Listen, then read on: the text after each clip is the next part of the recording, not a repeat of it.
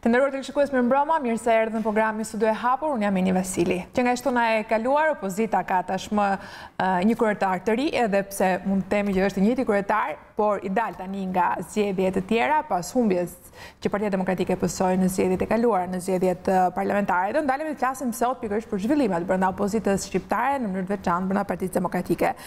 Ju prezantoj me një herë të ftuar të mbrëmjes sot me mua është Harxhi, antar i Këshillit Kombëtar të Partisë Demokratike. Mirëmbrëma. Faleminderit që jeni me mua. Fitim Zekthi, gazetar, ish kandidat për deputet në këtë zgjedhje. Mirëmbrëma. Faleminderit që jeni me mua Zekthi. El Murati, kryeredaktor i Gazetës Shqiptare. Mirëmbrëma. Mirëmbrëma. Mirë se erdhët. Arjan Curi, politolog wet. Mirëmbrëma. Faleminderit që jeni me mua. Ndjekim në një material të parë çfarë ka ndodhur ditën e shtunë, po edhe më një herë më pas dhe rikthehemi të komentojmë në studio.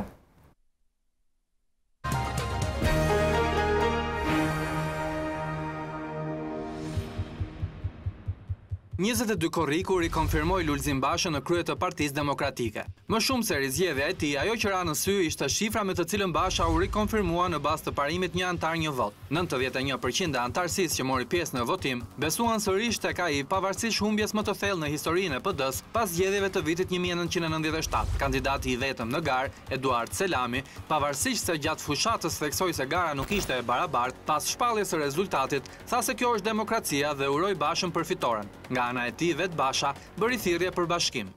Akti i djeshëm nuk është as pak një derë mbyllur. Përkundër, tregon se çdo kush që vendos Partinë Demokratike të parën është i mirëpritur. Është pjesë e jona dhe jemi të gëzuar ta kemi mes nesh edhe nëse për një moment ka humbur rrugën. Nga ana tjetër, kundërshtarët e Lulzim Bashës garën për zgjedhjen e tij e quajtën farsë dhe pengmarrje të partisë. Ata kanë lajmëruar lëvizje të tjera, por deri tani asgjë nuk është konkretizuar. Basha do të drejtojë opozitën për 4 vite të ardhshme. Se cilat do të jenë lëvizjet e tij më të forta mbeten për tu parë, por ajo që dihet është se mbështetja e Berishës për të duket se nuk do të mungojë.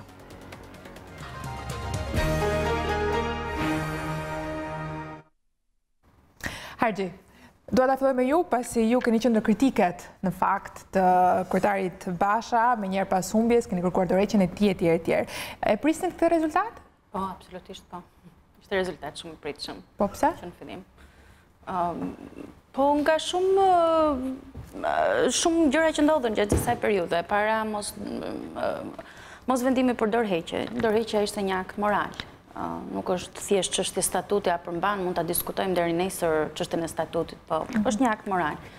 E dyta ishte një garë e pabarabartë, kështu që si e tillë, si një garë e pabarabartë me një kandidat të vetë ngrirë, i cili futej në këtë garë në mënyrë të menjëhershme, të shpejtë, pa u konsultuar me forumet e partisë, me një kandidat tjetër për cilin unë kam respekt, zotin Selami, ka qenë kryetar partie përpara, por që me sa kuptoj unë e dinte rezultatin përfundimtar të vetë zoti Selami, ndoshta ka pasur një sfidë të tillë për të provuar edhe një herë. E dinte në shkuptim, nga nisani për këtë.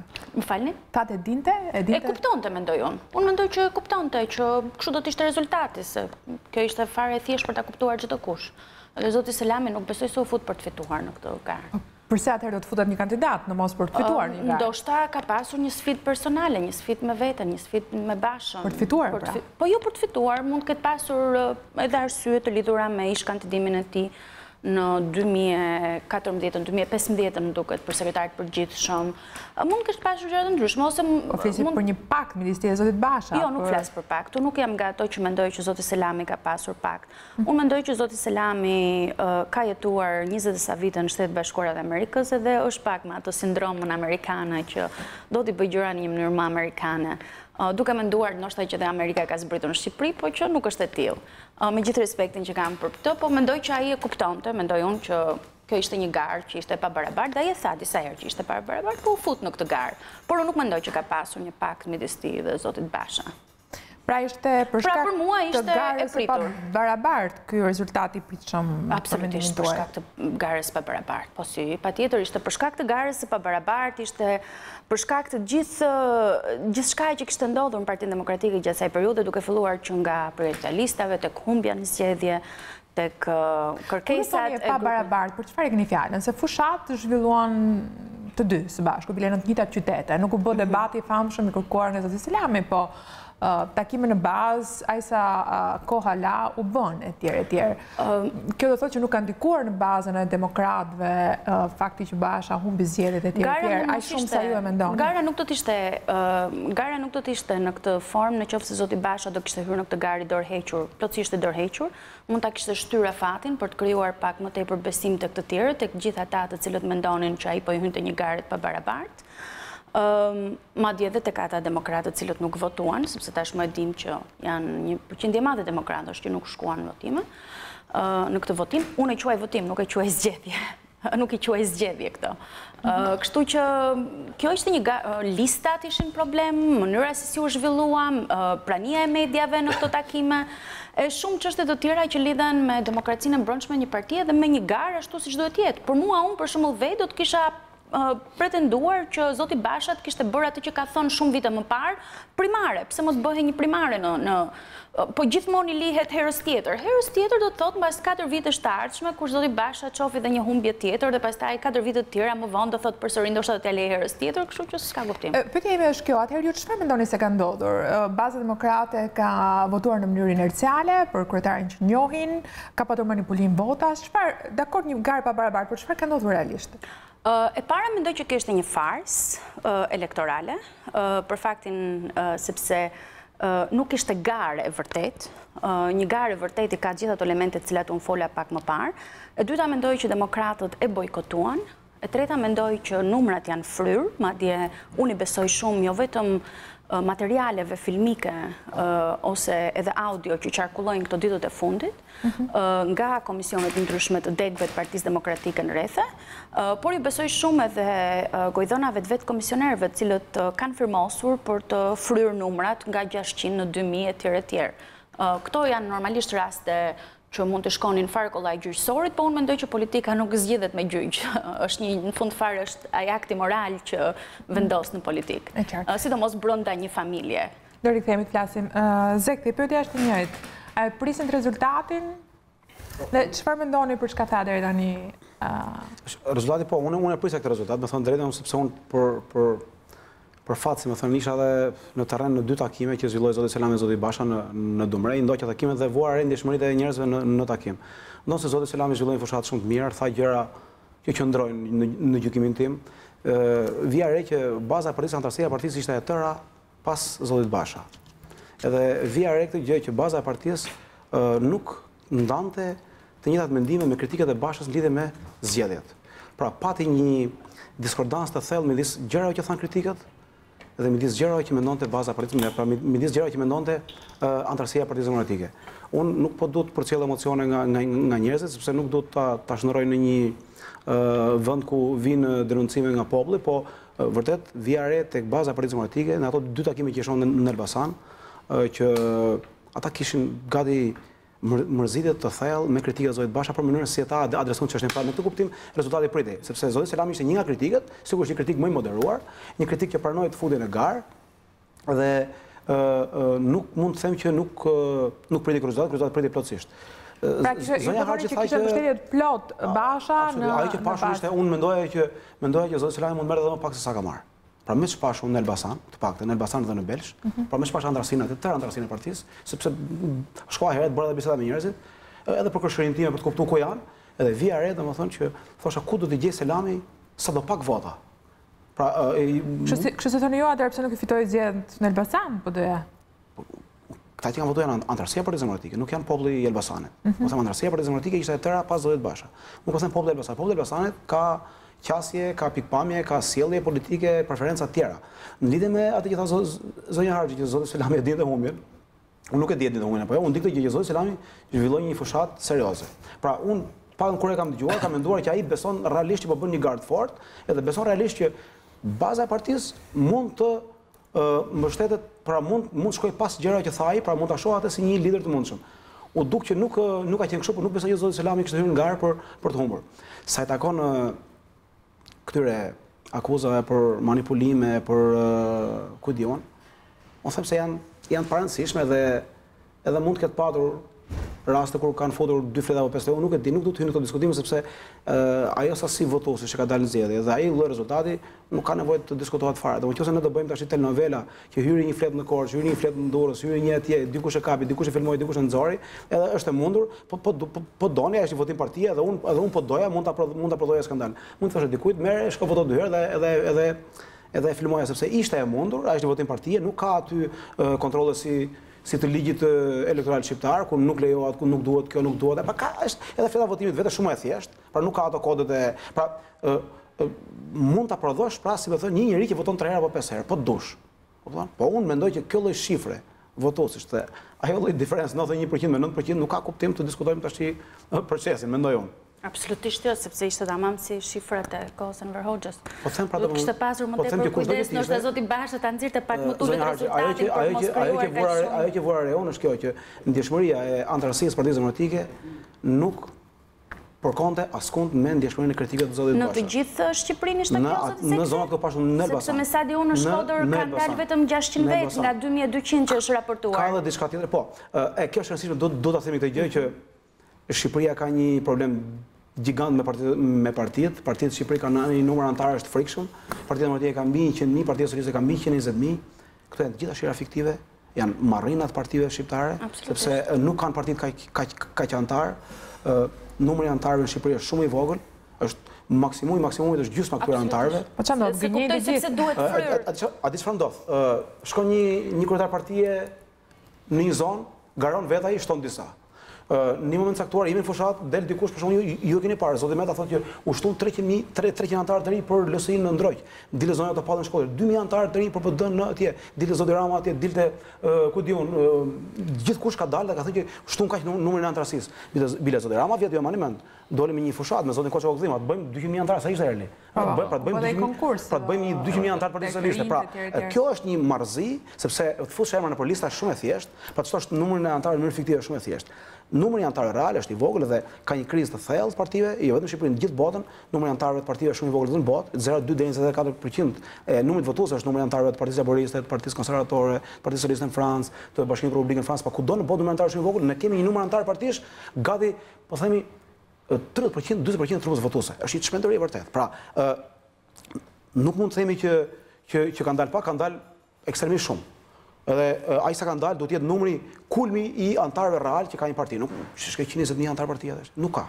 Është Domethënë për juve 2000 që u tha 2200 vetë që votuan në Shkodër, po në realitet kanë qenë vetëm 600. Shiko, nuk do të hyj shifra se nuk e njoh gjendjen e Shkodër fare. Tash i bie të flas në hava unë, edhe unë nuk do të flas në hava. Unë jam një njerëz që përgjithsisht e them gjëra siç mendoj unë se janë. Pra nuk shtyhem nga ai opinion kontroversal dhe as nga ai ndjeshmëri e caktuar për të thënë diçka. Unë e di që partitë në Shqipëri kanë lista fiktive. Pra nuk kanë, pra është po them, a di më tha, a do të themi bisedë konkrete fare? Kryetari i Partisë Demokratike në Dumre, më thash sa antar ka këtu molla? Mendova se mos janë 200, 600 tha. Tash 600 që kanë shumë molla. Tha po kur bëhet gara për kryetarin e Elbasanit, vjen ai kryetari shton 2, se i duan vet atij, se do mundi atë kundërshtari mrena. Kjo gjë ka ndodhur për 10-15 vjet. Vjen 600 votuan në Dumre? Ka votuar 400, nuk e di, 300. 400, po nuk ka rëndësi, nuk në 40 gradë. Nuk ka rëndësi, ata që kanë votuar janë demokratë, dhe janë të listës, sigurisht janë të listës. Unë po them që nuk mund të votojnë kurrë 120.000, se nuk kanë partitë kaq antar. Ka që antarë çmenduri. Po 57.000? Aq edhe mund të votojnë tash, nuk e di pra shifrën eksakte. Po them që shifra e 120.000 antarë për mua është e fryrë dhe nuk është antarësi reale. Emrin listë mund të vesh, unë mund të vet gjithë emrin fisit tim listë. Po ata nuk janë antar partie. Këtë po të them. Fitim, mund t'ju bëj një pyetje më falni. Po kështu ka qenë. Një gjë fare të thjeshtë. Jo, se unë respektoj shumë mendimin. Kështu ka qenë gjithmonë apo jo? Kështu ka qenë edhe kur u zgjodh zoti Basha para 4 vitesh. Kështu ka qenë në çdo votim, edhe kur janë zgjedhur kryetarit të Partisë. Jo, nuk ka qenë kaq, ka qenë më ulët numri. Po nuk ka qenë kaq. Ka qenë 800 vetë më pak. Ai 800 që nuk ngjet. Ka qenë më i ulët numri i votuesve. 120.000, 800 veta është hiç. Po Partia Demokratike vinte mbas 8 vjetësh në pushtet në atë kohë, kështu që mund të justifikohet gjithçka edhe dalja në zgjedhje në atë kohë. Ju i pat listat e Zojit Rama. Listat e Zojit Meta. Këto janë partitë në Shqipëri.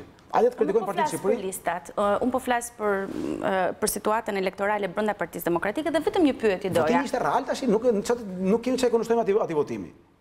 Mendoj unë. Po është kod. A mund ta bëj një pyetje tutem? Sepse nuk do doja t'ju kundërshtoja nga që jo vetëm që jemi miq, po edhe jemi të njëjtës linjë konservatore bashkë, që për këtë arsye nuk do doja. Shikur jemi, po jemi pak. Po absolutisht.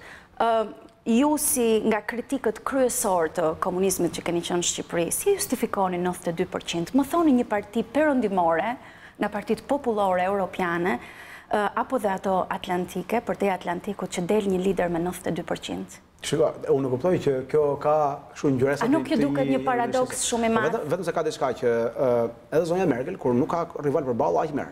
Zonja Merkel nuk ka marrë ndonjëherë 90%, se zonja Merkel lejon zonja Merkel nuk futet fare në garë, ju e dini shumë mirë, nuk futet fare në garë. Partia, më falni, Kristian Demokratët Gjerman nuk futen në garë në rast se ka vetëm një kandidat. E para dhe dyta, nuk ka asnjë parti popullore europiane, flas nga EPP-ja, që ka një antar një vot. Jo, dakor. Jo, më thonë një parti. E ta themi një parti tjetër, do një parti tjetër, ose unë i merrem me këto gjëra dhe ju di shumë mirë. Cila, konservatorja angleze? Ségolène Royal, po një parti tjetër. Ségolène Royal në Francë, Partia Socialiste Franceze, kur konkurroi? Unë ju flas për partitë konservatore, partitë e djathta, nuk po flasim për të majtët. Ju e kuptoni që votimi dëshmoj që Zoti Selami nuk ka qenë një rival. Jo, nuk flas për Zotin Selami, unë flas për rezultatin përfundimtar. Dhe unë ju bëra një pyetje juve si antikomunist i thekur që jeni dhe që keni folur kaq shumë për zgjedhjet e Enver Hoxhës. Ju mendoni që ky rezultat ishte manipuluar nga Zoti Basha, nuk mendoni që është ky rezultat real? Absolutisht, unë mendoj që ky rezultat nuk është rezultat real. Sepse në këto zgjedhje nuk kanë dalë demokratët e vërtet. Nuk kanë dalë të gjithë demokratët. Dhe ato shifra që ju thoni nuk janë shifra reale për mua. Po shikon, ne nuk kemi dhëna me këtë gjë tash. Unë po them që shifrat janë të mbështetura nga ajo që doli nga komisioni.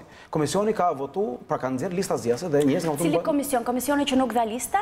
Nuk bëhet transparencë listave? Listat nuk dhanë, tash i masim në të diskutim. E një, kishtë gjë listat juve? Listat nuk janë. A i pat gjë listat ju? Nuk ka pse të ketë një listë. Pse jo? Sepse janë listat, më falni, listat zgjedhore. Listat nuk po publike u kërkuan nga zgjedhore janë lista që dalin. Ne kemi bërë, më falni, ne kemi shtyrë zgjedhjet 3 muaj. Disa vite më parë, vetëm për arsye sepse zoti Kastrioti Islami në atë kohë ishte në Partinë Socialiste, kërkonte absolutisht shqyrtimin e listave dhe certifikatat. A e mbani mend apo jo? Është diskutuar me muaj të tërë dhe janë shtyrë zgjedhje 3 muaj për këtë çështje. Ju lutem. Partia Bashkimi për Republikën në Francë nuk nxjerr ndonjëherë lista votuesish në publik. Partia Konservatore Britanike nuk nxjerr lista votuesish në publik. Partia Republikane në Shëbame që e njohin shumë mirë të dy atë, edhe Kaukusit. Sepse kanë krejtësisht sistem tjetër e para dhe e dyta, sepse e treta ato kanë primare fitim. Ju e dini shumë mirë që kanë primare. Nuk kanë primare. Amerikanët kanë primare. Amerikanët kanë primare. Jo të gjitha shtetet në Shëbame. Shtetet kryesore dhe republikanët del me primare. Apo jo? Jo të gjitha shtetet. Kandidati për president del me primare?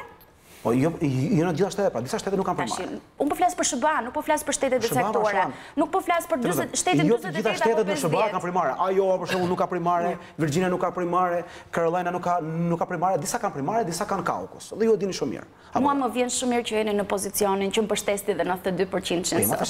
Absolutisht ka ardhur momenti që e ditë, nuk të shkon ty të ridikulizosh diçka që nuk ka arsye të ridikulizohet. Nuk po mbroj as 92% as 192%. Po them që kanë dalë demokratët një mas aktuar të votojnë dhe ndihmëria atyre ka qenë që Zoti Basha do të jetë kryetar. Këtë perceptoj unë. As e mbroj, as nuk e çmbroj këtë gjë. Sigur që një pjesë e atyre që kanë votuar do të votojnë për Zotin Bashën. Është perceptuar nga baza. Absolutisht. Nga antarësia është perceptuar. Një pjesë e atyre që kanë votuar. Nga antarësia është perceptuar Zoti Selami. Si njëri që i tha gjërat, pak në këndvështrimin tim, i tha gjërat bëri garceroze, po askush nuk ka menduar që ky duhet të jetë kryetari që mund ta çojnë në një fushat fituese. Mund mos e çojë Zoti Basha, nuk e di ç'do bëj. Por antarësia nuk e ka perceptuar kështu. Edhe ajo që pashun, të paktën në 2 dek Partisë Demokratike, se atje shkova. Atëherë ne kemi kuptim të ndryshëm fitim për antarësinë. Okej, do ta vazhdojmë debatin. Çfarë ishte? Nëse mund të shtaj vetëm një fjalë jeni se unë ndoqa shumë me shumë vëmendje debatin mes dy konservatorëve dhe kultura që i karakterizon konservatorët është gjithmonë e veçantë, edhe kur ata debatojnë. Por ajo që logjika i quan analogji të dobët është pikërisht të krahasosh dy vende të cilat ose dy realitete të cilat nuk kanë karakteristikat të përbashkëta. Për shembull, në Shqipëri dihet që elektorati, antarësia e një partie lidhet shumë mbas liderit. Është edhe me reminiscenca të skaluarës ndoshta. Dhe nëse realiteti e çon aq, ti nuk mund të thuash që po pse në Angli nuk del kaq ose në Gjermani ose në Amerikë kështu do dalë edhe këtu. Dohet kohë të caktuar që edhe ne ta kemi këtë kulturë politike, që ndoshta edhe një rival të jetë rival real, edhe alternativat brenda partisë janë reale, pastaj edhe votimet të harmë. Ju flisni për votat inerciale, që antarësia vazhdon të votojë kryetarin që një. Sa përqind të votave mori zonja Clinton për të qenë kandidat e Partisë Demokrate? Sa përqind e Partisë Demokrate votoi atë? Tani, që zonja Clinton hyri në një garë që ishte përsëri garë pa barabartë dhe për atë ne kemi diskutuar dhe veç këtë situatë. Ne kemi diskutuar. Pse? Sepse ishte Bernie Sanders që ju dini shumë mirë që kishte një përqindje shumë të lartë mbështetësish dhe mënyra se si hyri zonja Clinton në fund fare ju dini se çfarë shkërmeti shkaktoi brenda Partisë Demokrate. Kjo nuk që jo demokratike. Ishte brenda. Jo, s'thashun që s'ishte demokratike. Unë thash se çfarë u bë brenda dy kampeve të dy rivalëve, po u bë garë në fund fare, se përndryshe Bernie Sanders 72 vjeç nuk do mund të arrinte deri në pikën charity. Ne njohim shumë mirë që të dy ato situatë, por po them që ndërsa për sa i përket zotit Suri, që përmendi pak më parë, është e vërtet. Unë nuk do doja kurrë që të krahasonim që ne të merrni sidomos politologët nuk mund të bëjnë krahasime të tilla të skajshme. Megjithatë unë po ju krahasoj Shqipërinë me vendet rajonit, po e krahasoj me Maqedoninë, ku Partia e Djathtë ka pasur garën brenda. Dhe nuk e di, nuk mbaj mend që Gruevski famshëm, me të gjitha bishtat që ka nga mbrapa, nuk di unë, Gruevski të ketë marrë 92%. Po kështu edhe Isa Mustafa në Kosovë, që është një shtet i cili ka dalë rishtazi, pavarësisht që LDK-ja është një parti që ka eksperiencë, apo po ju marrë kryesoren Kroacinë. HDZ-ja kroate. Kryetari aktuali, HDZ-s kroate... Pra që mund të përdoren, se po të qojnë Greqiu, për shembull Karamallisët dhe Papandreët, janë dinasti. Po dakor, sepse Greqia ka dinasti, Greqia ka dinasti. Po mund ta bësh dhe këtu. Po tani, unë jam në partinë, zotit Suri, unë jam, Partia Demokratike është antare prej vitesh e Partive Popullore Europiane. Apo jo? Për këtë arsye ne krahasojmë me Popullorët Europiane. Po fajsojmë antarësinë e Partisë Demokratike për këtë votim, se ky është votimi i vërtet. Ne kërkojmë nga antarësia e Partisë Demokratike këtij realiteti, që të sillet as si Franca dhe Anglia dhe Amerika. Jo, ne kërkojmë nga partia të sillet, partia të ndjekë procedurat, partia të kishte, po e thash që në fillim që ishte gare pa barabartë. Po ju doni që fitoni me pak diferencë. Jo, digjo, unë thash, zotit Suri, unë thash që para ishte gare pa barabartë. Po e di pse është e pabarabartë, sepse mbështetja për A mund ta përfundoj Luka? Po flasim dhe ne. Jo, do kemi kaq do diskutojmë. Edhe kjo loja e numrave të antarësisë prapë është zgjidhur edhe në vendet fqinje, po edhe në perëndim, ku është zgjidhur fare kollaj sepse ka vende të cilat janë aq të hapura votimet për kryetarin e partisë, saqë përveç antarësisë mund të votojnë edhe simpatizantët ose ata që ndjehen afër me atë partinë nëse deklarojmë vetë të tillë qoftë edhe disa javë. Po mund ta lejojmë pra është edhe gjë cili model merret, dhe është edhe gjë po jo unë jam i mërzitur tani se ky humbi kaq thellë, po duhet të më më pak. Jo, nuk është për këtë arsye. Absolutisht unë nuk mund ta thoj atë gjë, por unë si politologe dhe pastaj si antare e Partisë Demokratike prej 91-shit, ju them nuk më duket e arsyeshme 92% dhe duke dilte Selani përpara Berishës. Sa do dilte? Duke ditur, nuk po flas të dilte kundër. Duke ditur se si votojnë demokratët në kohë normale. Jo, duke ditur kur ndonjëherë nuk kanë votuar me 92%. Okej. Të doja të thoja. Bora hapni historinë e Partisë Demokratike për këtë. Dua t'ju kundërshtoj, por megjithatë loja e numrave nuk është argument për të rrezuar procesin. Është argument duke ditur se si funksionon Partia Demokratike. Kam përshtypjen që po e marrim garën Basha Selami më seriozisht edhe se vetë ato të dy. Kam një fare shkurt do flas, pavarësisht se pyetja s'ishte për mua, zonja Harxhi, ishte për zotin Zekti, po mendoj që mund të përfshihem në debatin tuaj. Fare shkurt, unë besoj që zoti Basha fitoi 91%, sepse ai nuk ishte rival përballë. Pra ishte vendimarrje e rivalëve apo e grupit kritik tij që mos dilte përballë zotit Basha. Dhe mund dilte edhe 99%, nuk po kritikoj askënd, thjesht po konstatoj. Mund dilte edhe 99% nëse do ishte një rival më i dobët se zoti Selami. Dhe unë mendoj që analiza e situatës brendshme e Partisë Demokratike duhet bërë duke i marrë seriozisht dy grupimet që janë, po themi, zoti Basha që është kryetari në detyrë dhe i konfirmuar, dhe grupi kritikëve të tij që janë personazhe dhe personalitete ku besoj bëni pjesë dhe ju, që keni kontribuar në Partinë Demokratike dhe e keni parë veten jashtë ose keni zgjedhur të largoheni në një farë mënyrë të shkëputeni ose jeni larguar pra, nga leadership. Pra, unë mendoj që dy polet kryesore tani se do më ka kaluar gjysmëore emision dhe ne po e trajtojmë po themi shumë seriozisht, mendojnë në këndvështrimin tim, po themi garimin e zotit Selami. Zoti Selami, si thua, është krejt legjitim në atë aspiratën e tij për të besoj për të kandiduar, për të konkurruar, në fundit provoi veten, por besoj që gara reale ishte ose do të ishte, sepse nuk u zhvillua midis zotit Basha dhe kritikëve të tij që janë zonja Topalli, zoti Patozi, zoti Bode, zoti Ruli dhe të gjithë në radhë. Prandaj besoj që ne do të analizojmë këtu që çfarë do ndodhë në Partinë Demokratike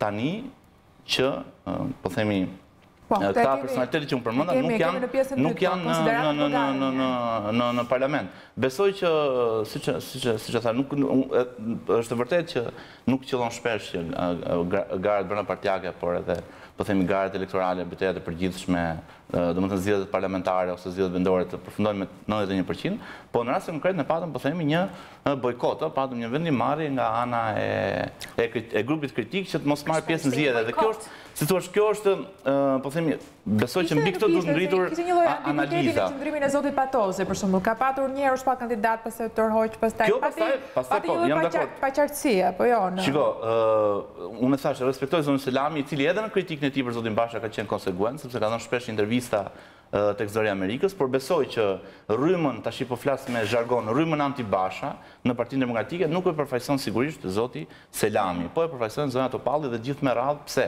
Jo për shkak të kontributit të tyre, por për shkak të tezave që ato kanë artikuluar para dhe gjatë fushatës elektorale, që edhe pas zgjedhjeve, zonja Topalli ka thënë që kemi të bëjmë me një fake opposition. Pra zoti Basha ka vendosur që të mos si bëj opozit Edi Ramës, dhe nga kjo dhe prandaj jemi mbledhur edhe këtu, dhe prandaj dhe situata e Partisë Demokratike është kthyer, po themi, në një shqetësim, po themi, edhe kombëtar, publik, paktën publik, sepse është një parti e madhe e cila është katandisur në më pak se 1/3 e votave kombëtare, në më pak se 1/3 e mandateve përfaqësuese në parlament.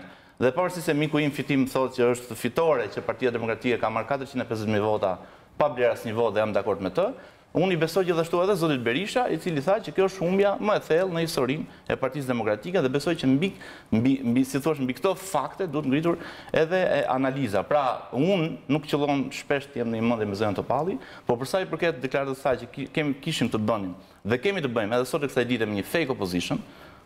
Pra, zoti Basha hoqi dorë që të bëjë opozit kundër ndaj zotit Edi Rama, ndaj Partisë Socialiste, dhe vazhdon, për mua, vazhdon të jetë e njëjta situatë për sa kohë ai ka ministër aty, se ne jemi një situatë, po themi, absurde, kur 3 partitë kryesore që i bëjnë oponencë njëra tjetrës janë të treja të përfaqësuara me ministra në qeveri. 3 janë në këndvështrimin tim, si thuash, faktet që më bëndë më të mendoj që zoti Basha nuk i bëri opozite Edi Ramës, dhe ky besoj është shqetësimi dhe i demokratëve. Pra nuk është qëllim vetvete, po themi, ose shqetësim vetvete karriera politike e individit Lulzim Basha, pa diskutim zoti Basha, unë jam i bindur që edhe po të zhvillohen zgjedhje të tjera, edhe pa asnjë parregullsi, besoj që e fiton drejtimin e Partisë Demokratike në situatën aktuale. Por ai vendosi të mos i bëjë opozite Edi Ramës.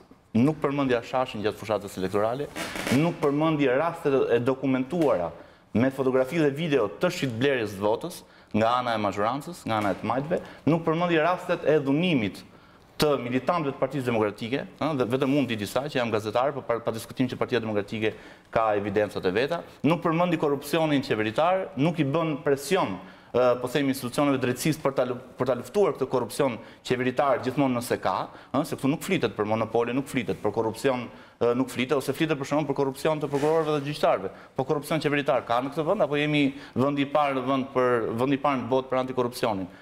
Sigurisht zoti Rama nuk mund të flasë për korrupsionin qeveritar, po zoti Basha mund ta bëjë. Zoti Basha nuk e bën këtë. Ai zgjodhi të bëjë opozit Ilir Metës, të bëjë oponenci Ilir Metës. Ai ditën e njëjtë para zgjedhjeve, 3 ditë para zgjedhjeve, dha intervistë në Top Channel dhe tha, unë e vazhdoj, i qëndroj marrëveshjes me Edi Ramën dhe do bëj reformë zgjedhore dhe kërkoj sistemin zgjedhor të ndryshojë në 100 zona. Pra kërkoj rikthimin e mazhoritarit dhe ndarjen në 100 zona zgjedhore. Pra kërkoj eliminimin e LSI-s.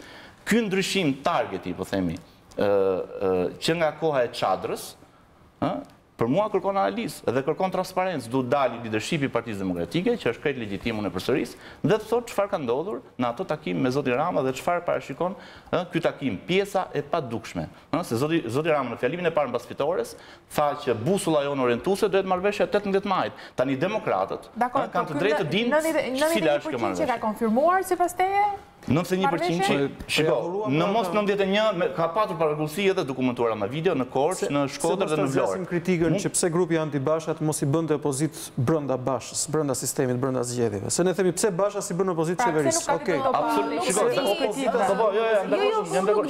Përveç të moralizotit që të këtë ndërheqjen.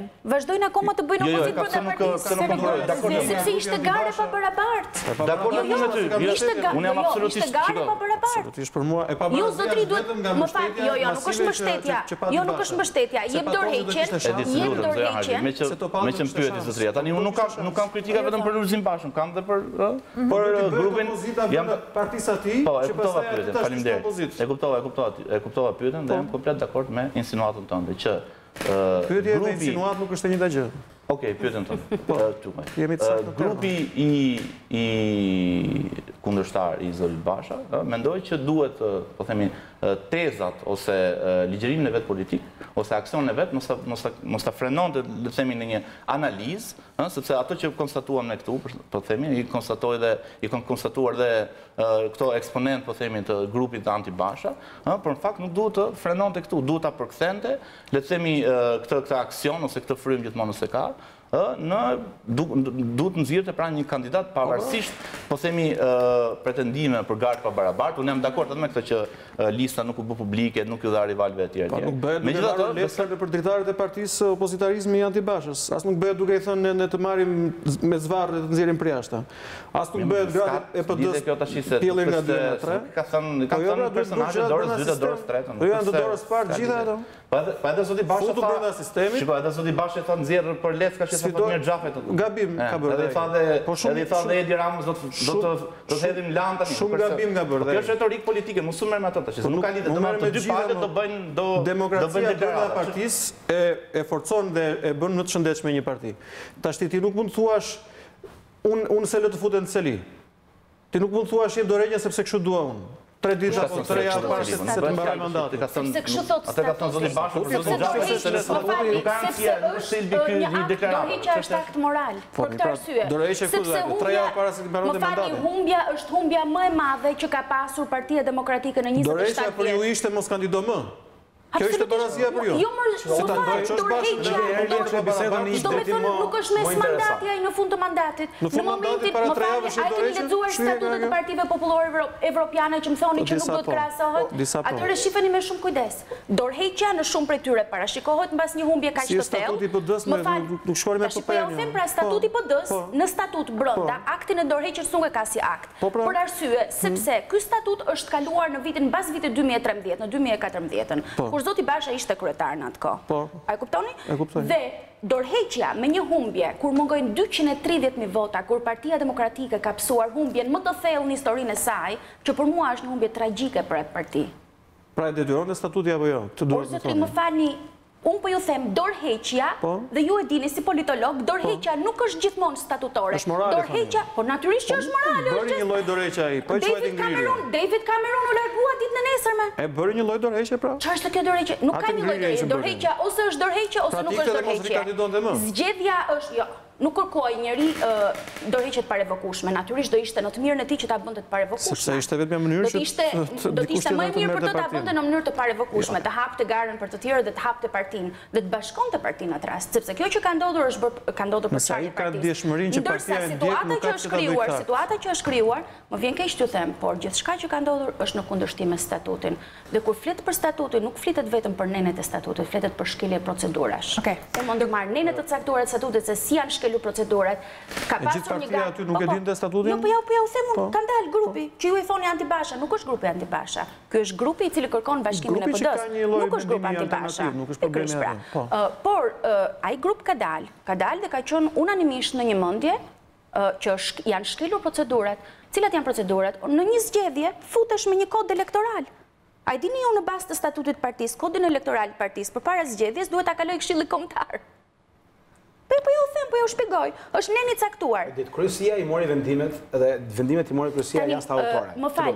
Është mohabeti tek kaluar, më duket se unë nuk e kuptoj sepse e keni këtë problem që më ndërprisni për gjithçka që unë them. Unë po ju jap për ekonominë të emisionit. Njëri me gjykat dhe askush grupi nuk atakon në gjykat sepse ne jemi brenda. Kjo është situata politike nuk zgjidhet me gjykata. Ju e dini shumë mirë. Kush janë këto se si ka bërë fakt tashmë? Zgjedhjet janë fakt, Rama Ike ngatruat emrin e vut Bashai. Do kalojmë një hapësirë publicitare. Po janë sigurt që demokratët e vërtet ata cilët nuk kanë votuar ditën e shtunë, ata mund dhe ta atakojnë. Problemi është që janë ata komisionerë të shkretët që kanë nënshkruar dhe që kanë mbushur disa letra më shumë se ç'duhet. Ata të cilët mund përballen. Do shkonin pranë gjykatë, se ju thatë gojdhëna te komisionerë, me gojdhëna nuk zgjidhet gjë. Unë ju thash, politika dhe situata politike brenda një familje nuk zgjidhet gjithmonë me gjykatë. Ju e dini shumë mirë. Po si zgjidhet pra? Nuk zgjidhet me gjykatë. Ta ka nxjerrim jashtë. Po jo, nuk po them, ajo mbaroi. Mos futet gruaja në zyrë. U konfirmua me një garë antistatutore. Atëherë rini në pritje derisa të vi dita që baza e Partisë Demokratike të mbështesë ju. Jo, tani se ju do bëni lëvizje. Lëvizja vazhdo. Ju në pritje çfarë do bëj lëvizja në pjesën e dytë, në pjesën e dytë.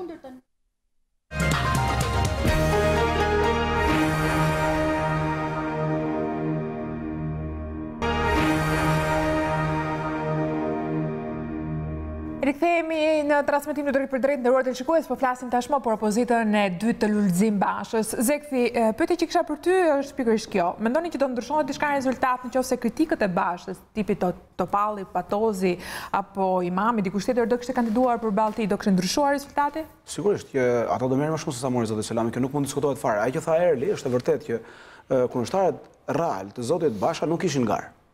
Por mendoj se ata nuk kishin garë jo për shkak të atyre paravullësive që thotë zonja Harxhi, sepse ato paravullësi edhe unë edhe mund bie dakord, por nuk është ajo arsyeja. Bazë mendoj që ata ndjeshin të pafuqishëm për të konkuruar me zotin Basha.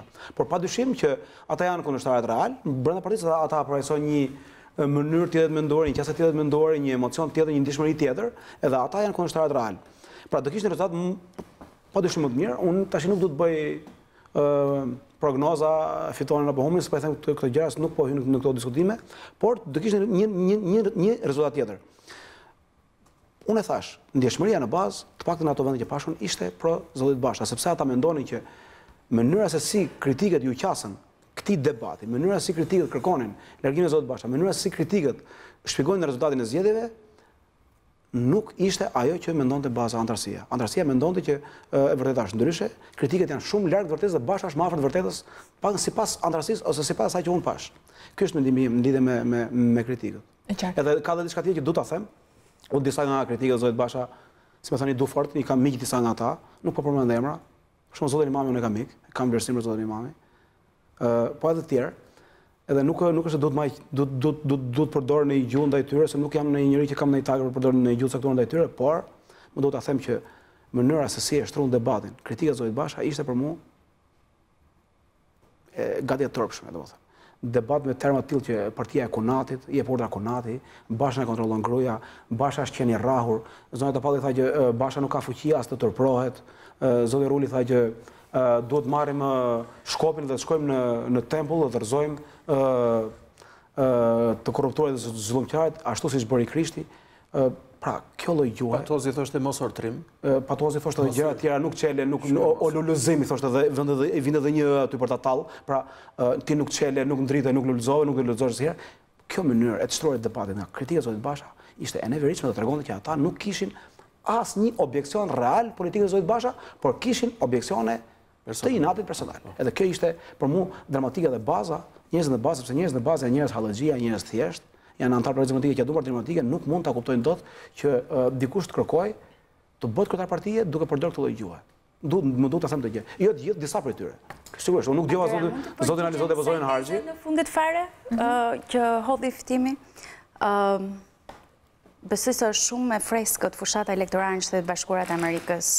Ai presidenti Donald Trump, opozitën më të madhe me fjalët më të rënda i ka pasur pikërisht nga republikanët. Nga shumë nga ata të cilët u bën senator. Dhe nuk më duket çudi, dhe nuk më duket. Le të marrim me radhë, bëjmë debat pozitiv së bashku. Çfarë tha Ted Cruz aty kështu i tha gjë partia Konatit? Ted Cruz është një nga njerëzit më të afërt tani të tij.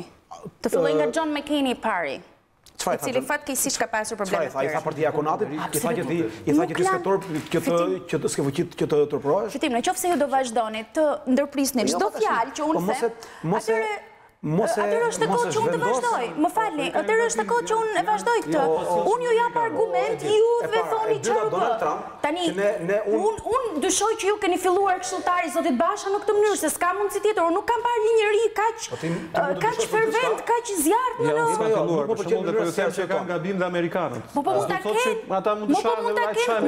kenë gabimër dhe amerikanët. Por debati që ekziston në Itali tani dhe ju më falni nëpërmjet gjithë elementeve të tjerë të politikës. Po është gjë më normale, është retorikë politike.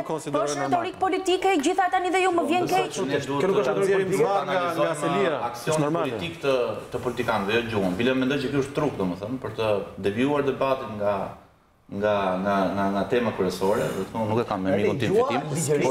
Shpjegon tani nuk shikoj, jam dakord. Tani unë mendoj se unë për vete nuk jam antar i kryesisë, nuk jam antar i strukturave të Partisë Demokratike dhe besoj që jam shumë dakord me ju, jeni më kompetent në këtë fushë, duke qenë se keni qenë struktura, keni qenë funksionar në parti ose në shtet si përfaqësues të kësaj partie. Por interesi publik dhe besoj interesi demokratëve është se si kjo parti e madhe, që është Partia Demokratike, do vinë pushtet dhe a ka shanse të vinë pushtet me Lulzim Bashën. Ky duhet të jetë meraku kryesor. Pra nuk është çështja se ne do të bëjmë një analizë, besoj unë, të statutit dhe a është në mënyrë statuore kryetar po themi i rizgjetur zoti Basha apo jo. Jemi gjithë dakord që zoti Basha, edhe unë ndaj njëri mendim me ju fitim që edhe zoti Patozi po të kandidonte, madje besoj që prandaj nuk kandidoi askush nga grupi i kritikëve, sepse nuk besoj që do kishte shans të fitonte përballë zotit Basha, por kjo jo për një merit të jashtëzakonshëm të zotit Basha, por sepse në historinë e pluralizmit të formuar shqiptar në 26 vjet nuk ka burr nëne, por mos them në një fjalë tjetër, që ja merr partinë kryetare. Kjo duhet të them, pra nuk është se është zoti Basha aq demokrat, po them etj. A ka shanse kjo parti vllaj të vinë pushtet me Lulzim Bashën apo s'ka? A ka shanse kjo parti me këtë mënyrë se si bën opozitë Lulzim Basha duke qenë dhe në qeveri, edhe duke kjo është analiza. Pra besoj që edhe interesi i grupit kritikëve të zotit Basha duhet të jetë kjo, pra nuk është thjesht domethënë statuti apo jo. Para se të kalojmë atë si kisha parashikuar pjesën 3 të emisionit, pyetja ime ka të bëjë me oponentët e zotit Basha, grupim më shumë se një etj. Tani çfarë do ndodh me ju? Flitet që do të ketë një lloj shizme, krijimi një partie tjetër. Çfarë do ndodh tani me ju? Mbasi momenti kur të është më gara, është fakt etj. Unë nuk kam dëgjuar për krijimin e një partie tjetër dhe me ata të cilët unë bisedoj, që është një grup i konsiderueshëm, qëndrojnë shumë fort në ide që opozita jonë do të vazhdojë brenda Partisë Demokratike. Pra, ne do të vazhdojmë të qëndrojmë fuqishëm brenda Partisë Demokratike dhe do të veprojmë si një opozitë, përsëri më falni që po përsëris anglezët, siç kanë konservatorët një backbenchers, që janë ata të opozita brenda partisë, ashtu do të funksionojë edhe lëvizja aktuale. Dhe më vjen keq, duhet ta përsëris edhe një herë. Kjo nuk është lëvizje anti-Basha. Kjo është lëvizje për ngritjen dhe për bashkimin e Partisë Demokratike. Është gjë tjetër. Nëse zoti Basha do të jetë i gatshëm.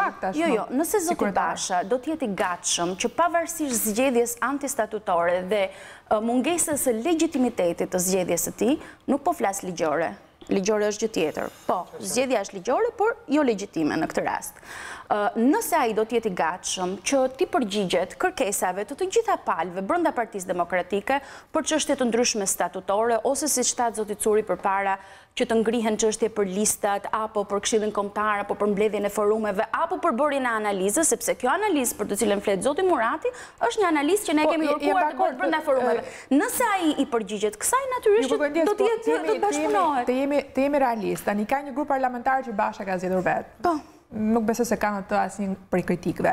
Strukturat e reja të partisë mund të jenë po kështu të zhveshura nga kritikët. Pra, do ketë një këshill kombëtar tjetër, do ketë një kryesi të re tjetër. Partia Demokratike, jo, e para unë nuk e besoj. Ku do ta bëni oponencën? Unë nuk mendoj që zoti Basha do të vrapojë që të mbledhi kongresin e arzakonshëm në shtator, të zgjedhë Këshillin e ri kombëtar dhe më pas të zgjedhë kryesin e re.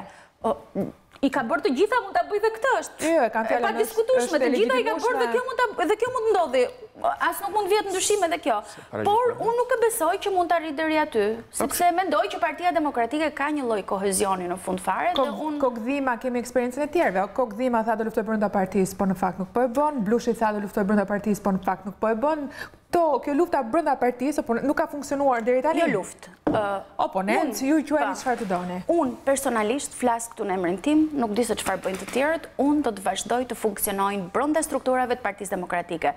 Nëse jam ose nuk jam antar e Këshillit Kombëtar apo e kryesisë partisë. Nuk jam antar e kryesisë, nuk kam qenë ndonjëherë antar e kryesisë partisë, kam qenë gjithmonë antar e Këshillit Kombëtar. Do të vazhdoj të funksionoj në atë formë dhe do të jem shumë vokale, shumë e zëshme në të gjithë alternativat që unë do të jap, edhe në të cilat, edhe në ato çfarë do të kërkoj nga leadershipi i ri i Partisë Demokratike, i ri i vjetër do ta thoja në këtë rast. E kuptoj. Mendoni që do ketë një shizëm ose Ky është një lajm i mirë. Nuk besoj sepse djathta nuk ka shumë traditë me shizma as ndërkombëtarisht as në Shqipëri. Djathta është një organizëm më dinamik ku funksionojnë ligje pak më të gjalla. Tek majtët kemi parë më shumë shizma. Unë atë që tha zonja Harxhi do ta komplimentoja, do ta quaja lajm të jashtëzakonshëm dhe këtë po presim të gjithë që të ketë një aksion politik brenda partisë të qytetëruar, të sjellshëm, perëndimor, por nga ana tjetër duhet të kemi parasysh dhe këtë që nuk mund të kërkohet që ne do funksionojmë, por kushti ynë kryesor është që mos ta kemi kryetarin këtë që është kryetar. Nëse pastaj do të munden ky grup që ta sankcionojnë në statut që kryetari që umbet zgjedhjet ose që umbet 2 herë zgjedhjet të mos të mundet të rikandidojë më, okej, por gjërat duhen shkruar. Kjo është një nga opsionet zotit Suri që mund të kërkohet në muajt e ardhshëm, pikërisht çështje të tilla që janë ndryshime statutore esenciale dhe unë shpresoj që kjo do të gjejë mirëkuptimin e kryetarit të ri të vjetër të Partisë Demokratike në këtë rast që mirëkuptimin e antarësisë së vjetër dhe të re, sepse dëgjoni, antarësia jam shumë e sigurt, por antarësia në mënyrë që të mblidhet duhet të ketë një kongres të Partisë Demokratike. Kongresi është kërkuar, sepse ju thatë pak më parë këtu folë që kërkesat që kanë qenë të lëvizjes tonë, që ditën mbas përfundimit të zgjedhjeve, nuk kanë qenë kërkesa esenciale, po kanë qenë më shumë sulme personale. Në qoftë se shihni listën e deklaratave, unë të paktën bashkëpunoj me grupin e të rinjve, të cilët janë politikanët e rinj Partisë Demokratike, që janë antar kryesi, antar të Këshillit Kombëtar. Shihni 3 deklaratat që ne kemi lëshuar, të 3 deklaratat që janë nga ana jonë, janë deklarata shumë konstruktive, janë absolutisht deklarata në të cilat është folur për mbledhje të forumeve të partisë, mbledhjen urgjente të Këshillit Kombëtar, mos të bëhen zgjedhjet pa kaluar në fillim ligji elektoral i Partisë Demokratike, po janë disa çështje që janë të shkruara në statut, ne nuk mund mbyllim syt dhe të themi, jo po kështu kanë funksionuar gjithë partitë normalisht. Jo, po të ndryshojmë pra ti rregullojmë. Pikërisht pra. Po në mënyrë të qytetëruar, jo duke varur lecka në venditare, se nuk i shkon se një parti e djathtë. Unë ju flas për një lëvizje brenda Partisë Demokratike, e cila do të mundohet të funksionojë në këtë mënyrë. Sa i përket versioneve të tjera se çfarë ka bërë më parë zoti Blushi apo çfarë ka ndodhur në partitë e tjera, unë jam dakord me ju që partitë e djathta në përgjithësi nuk kalojnë në pika të tilla dhe mbi të gjitha keni parasysh disa nga figurat që kanë qenë figura drejtuese edhe të kësaj lëvizje gjatë kësaj periudhe, jo me grupin e të rinjve, politikanëve të rinj, janë figura të cilët janë larguar, janë kthyer dhe nuk e besoj që do të mund të bëjnë, përkundrazi ata janë gjizja e të gjitha grupeve, janë ideologët dhe për këtë arsye mendoj. Po kjo të rinj të vjetër dhe kjo nuk i shkon, le të jenë të gjithë brezat në një parti. Jo, të gjitha brezat, nuk diskutoj. Jo, janë të gjithë brezat, por nuk ka frikë nga e vjetra konservatorë. Përkundrazi, zoti Basha ka frikë nga e vjetra, atë tregoj që kishte frikë nga e vjetra. Me listat. Po pra, me listat atë tregoj. Duhet gjëja shëndetshme zonja. Përkundrazi, me respektin më të madh për të gjithë ata që kanë kontribute dhe për atë që quhet traditë, sepse ne konservatorët shkojmë pas traditës, ajo është kryesore dhe esenciale për ne. Bazë se kanë pasur, haj seriozisht. Po duket sikur kjo të rinjtë zbare ka pasur. Më falni vetëm një fjali të fundit. A mund të më falni? Duhet të dal. Vetëm një gjë të fundit. Kjo lëvizje natyrisht gjëja esenciale e saj është ajo që tha zoti Murati përpara, sepse në gjithë të debat që bëjmë ne për situatën e brendshme, Partisë Demokratike gjitha kjo vjen për arsye sepse ka pasur një mungesë të analizës. Nuk është bërë një analizë për humbjen e 230.000 votave. Dhe për çfarë vjen? Marrëveshja 18 majit është pika kryesore e gjithë kësaj humbje dhe mungesës së besimit dhe bojkotit të përgjithshëm që kanë bërë shqiptarët apo demokratët në zgjedhjet e kaluara. Unë jam dakord me ato që janë vjedhur, janë marrë, janë bërë. Nuk ka apelim, nuk ka apeluar njëri për ato. Dini ju zonja Harxhi për shembull. Por 230.000 vota mungojnë sot në Partinë Demokratike dhe është shumë bie thellë. Dhe ajo duhet analizuar. Pse vinë? Një nga arsyet kryesore është marrëveshja e 18 majit, se çfarë do bëhet më tej pikërisht kjo lëvizje brenda partisë, njerëz si puna jon brenda partisë, këtu duhet vazhdojnë të kërkojnë. Zoti Basha, çfarë doni të bëni në muajin e ardhshëm? Çfarë doni të bëni? Çfarë doni të bëni muajin e ardhshëm? Zgjedhjet e brendshme nuk bën bëj dot zgjedhje kombëtare. Çfarë mund të bëj në muajin e zgjedhjet e saj, imagjinoni ç'mund të bëj kombëtare. Çfarë mund të bëj Zoti Basha në muajin e ardhshëm pikërisht për të kthyer besimin të gjithë elektoratit? Grupi i kritikëve Zotit Basha nuk flasë vetëm për zonën Harxhi, por për gjithë kanë vetëm besoj kanë dy rrugë zgjidhje. Nëse vazhdojnë të qëndrojnë në Partinë Demokratike, nëse duan të vazhdojnë të kenë një rol aktiv politik, atëherë duhet të konformohen ose të bëhen, po themi, grupi servil i kryetarit Basha, ose duhet të krijojnë partinë të re, sepse në fundit partitë janë grupime vullnetare, dhe nuk duket fare lajmi mirë, madje duket lajmi keq, që grupimi i kritikëve Zotit Basha do ta tejkalojë këtë situatë sikur s'ka ndodhur asgjë. Edhe të vazhdoj të bëj, po themi të qëndrojnë Partinë Demokratike, nuk ka asnjë shans që të dëgjohet zërin qytetor, sepse do mbidhet kuvendi i ri, dhe do fillojnë hallet tjera në parlament, dhe grupi i kritikëve të Bashës do marginalizohet dhe nuk do merret njëri me të. Po merret tani se është verë, edhe sapo është ende nxehtë humbja disfata elektorale e Partisë Demokratike, po kur të filloj politika me sfidat reja mbështetore, me reformë drejtësie etj, edhe zëri mundësia pra për të artikuluar po themi një zë alternativ brenda Partisë Demokratike do jetë pamundur, aq më tepër, siç e përmenda, në mënyrën se si funksionojnë partitë shqiptare, është shumë e vështirë pra për të krijuar një fraksion, po themi, të palegalizuar. Kështu që për sa kohë unë besoj që partitë janë grupime vullnetare ku bashkohen njerëz që kanë vizione dhe ide të njëjta, do kisha nëse, domethënë ja lejoj vetes të jap të njëjtën po themi sugjerim që, ose po them mendimin tim që kanë thënë edhe para 2 vitesh për zotin Blushi, ti mund të kesh shumë drejt, mund të kesh 100% atë që thua, por nëse shumica mendon ndryshe, atëherë zotëri, dilin vete, krijojnë parti të re. Po çfarë bërin? Çfarë bëri krijojnë parti të re dhe provojnë atëherë ka 2 variante. Atëherë do rishin parti do servilosesh. Nuk ka asnjë mënyrë tjetër. Do surprizoheni me opozitën e Partisë Demokratike. Nuk po flet njëri për largim. Tash më vjen keq. Jo, mirë, presupozoj që ju jeni përfaqësuese e një grupimi që mendon ndryshe nga zoti Basha. Nëse ju jeni dorëzuar, se i duhet edhe portali gazetës shqiptare, që surpriza cila është, do surprizohemi me? Do surprizoheni pikërisht me mënyrën se si bëhet opozita, se si Partia Demokratike do ngrihet në një opozitë të fortë, të thellë kundër qeverisë. Kaq. Do surprizoheni në mënyrën se si do bëhet zonja Harxhi, ndërkohë që zoti Basha vazhdon të jetë qeveri me zotin Rama, çfarë garancish mund të jepni ju? Ju jeni, se unë thash, presupozohet që jeni përfaqësuese e grupit kundërshtar. Jo, s'jam përfaqësuese. Nuk mund ta them. Ose mendoni, keni një mendim alternativ nga mendimi zyrtar i Partisë Demokratike apo jo? Dhe nuk besoj që ju jeni njeri i dur, me gjithë respektin për ju personal. Nuk besoj që jeni njeri i dur që mund të jepni garanci në emër të Lulzim Bashës, që ti do i bëj oponencë Edi Rama, se ai është në qeveri me Edi Rama. Ai po kishte dy fije. Zoti Basha nuk do bëj oponencë. Dinjitet, integritet politik. I kishte të rrequr ata ministra nga qeveria. Zoti Basha nuk do bëj oponencë vet, jam e sigurt për këtë. Po kush do ta bëj? Se Zoti Basha do në parlament pra, do jenë Zoti Murati nuk bëhet politika vetëm në parlament, tash sidomos po flasim për një vend si Shqipëria. Do ta bëni në parlament. Siç un kam funksionuar gjatë gjithë këtyre viteve jashtë parlamentit vet. Atëherë është ajo që thashë, funksiononi po them, analizën e keni shumë të drejtë. Si puna e Josefina Topallit për të kryer në aksion politik. Kanë mundësira do bëhen si avokati, do bëhen analiza, do bëhen statuse. Ata janë politikanë, tash unë nuk e shoh. Me gjithë respekt, unë nuk e shoh Josefina Topallin që të rri 4 vjet ose 8 vite vetëm me statuse në Facebook. Një opozitë të fortë, jam e sigurt. Po s'ku ta bëjnë në Facebook. Po do ta bëjnë në mënyrat e saj, do të ketë mënyra të tilla.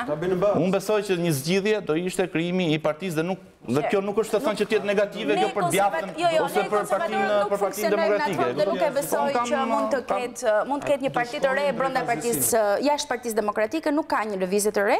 Jam e sigurt që antarësia e Partisë Demokratike do ta kuptojë, edhe ajo pjesë që ka funksionuar dhe ka votuar. Antarësia konfirmoi zotin Basha me 90%. Edhe ajo pjesë që ka votuar tani, se nuk është gjithë antarësia që votoi tani. Okej, Zekri. Mendimi im është ky që brenda grupit kritikë të Zotit Basha ka shumë diversitet, vetë grupi brenda.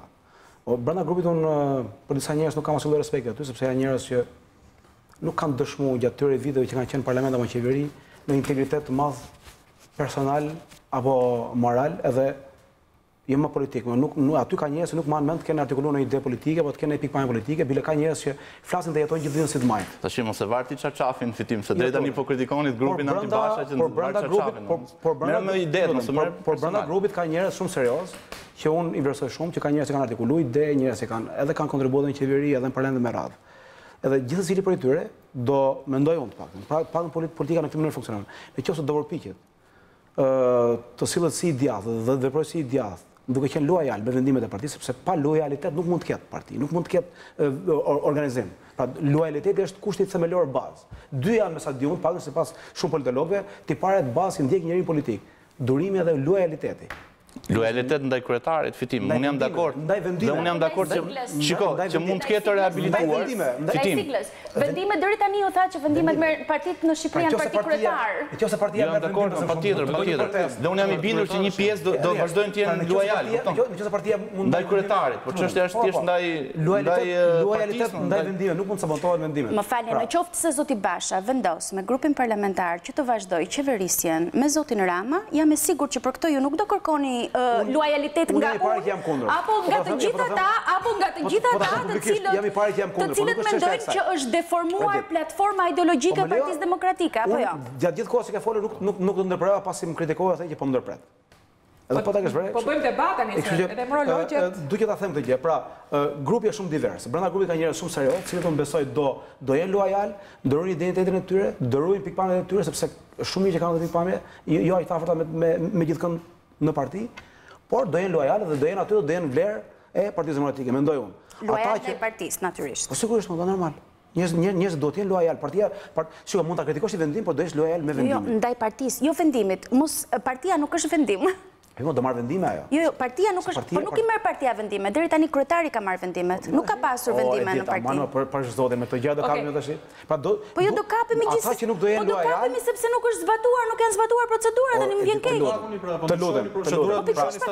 Partia Demokratike do marrë sa vendime. Do i marr grupi parlamentar, do i marr kryesia, do i marr këshilli kombëtar. Jo, nuk mund i marrë grupi parlamentar ato, sepse nuk është grupi parlamentar, grupi përfaqësues, ai që përfaqëson gjithë Partinë Demokratike. Grupi parlamentar do jetë edhe në parti edhe me radhë. Nuk është çështja e kësaj gjëje, domethënë. Pra po them që lojaliteti do jetë kusht i rëndësishëm. Po ju respektoni konservatorët dhe nuk respektoni kushtetutën dhe procedurat, mua më çudisni fitim.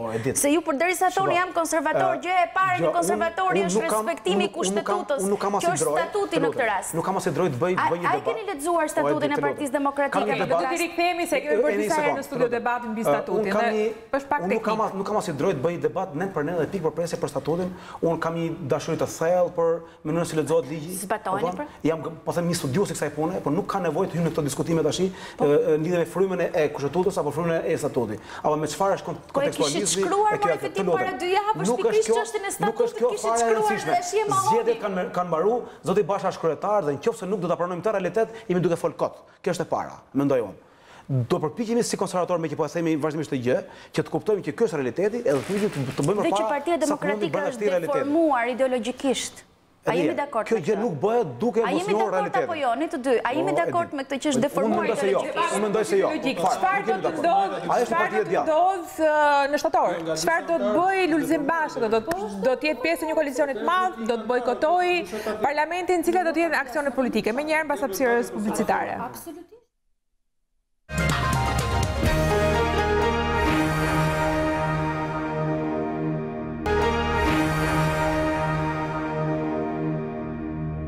Rikthehemi, jemi në transmetim në drejt për drejt, nderuar teleshikues, kemi ndalur sot në Hapur flasim për opozitën shqiptare, opozita e dytë e Lulzim Bashës, kështu e kemi quajtur.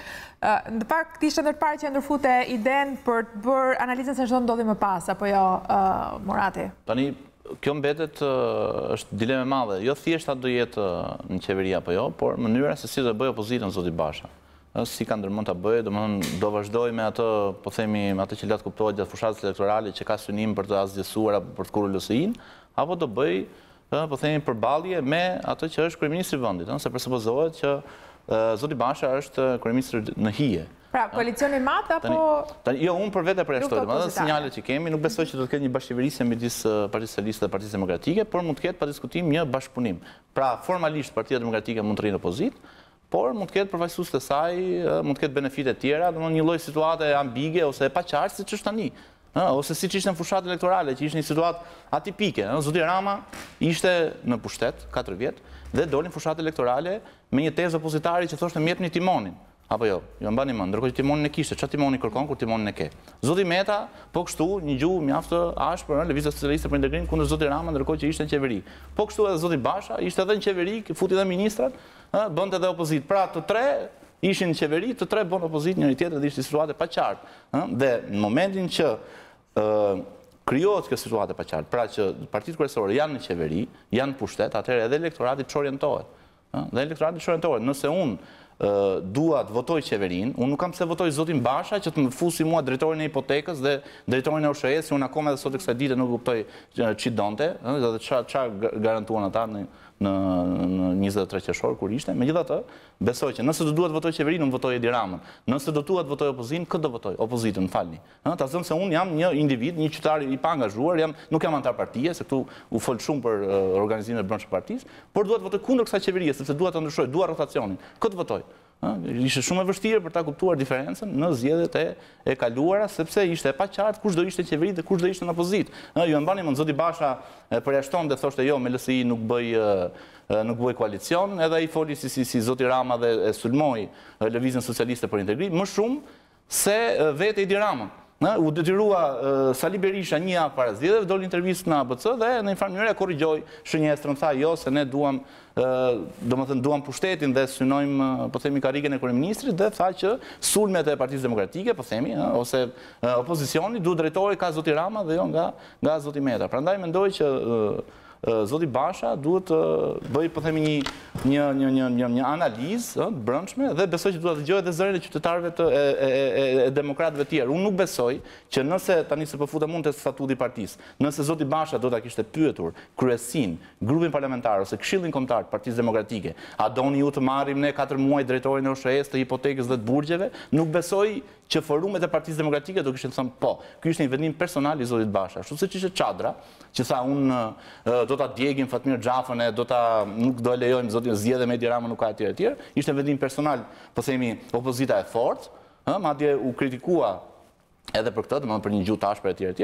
Ashtu është edhe ndryshimi 180 gradë, mbasi u fut në atë takimin e famshëm të 18 majit, që sipas zotit Rama do jetë busull e 4 viteve të ardhshme, por ne edhe sot e kësaj dite nuk e dim pse çfarë do ndodh. Prandaj besoj që zoti Basha ka qenë dhe vazhdon të jetë jo transparent dhe besoj që i detyrohet shumë demokratëve gjithmonë, nëse nuk do dhe unë nuk dua, që të vazhdoj të kurrja e Partisë Demokratike. Pra, se këtu fol shumë për merakun, është Basha, dhe jo vetëm këtu, po kudo, se normal, janë zgjedhjet brenda partijake. Që a është zoti Basha legjitim, a mund të vazhdoj ai të qëndrojë brenda Partisë Demokratike? Absolutisht. Unë besoj që po të doj vetë Lulzim Basha, jo 4, po 40 vjet, rri, kryetari i Partisë Demokratike dhe për mënyrën se si funksionon demokracia shqiptare, nuk ka burnën e ta lëvizin nga aty. Pra nuk besoj që është problema, është Lul Basha legjitim apo jo. Ai absolutisht është legjitim, por çështja është që ti je kryetari i një partie të madhe.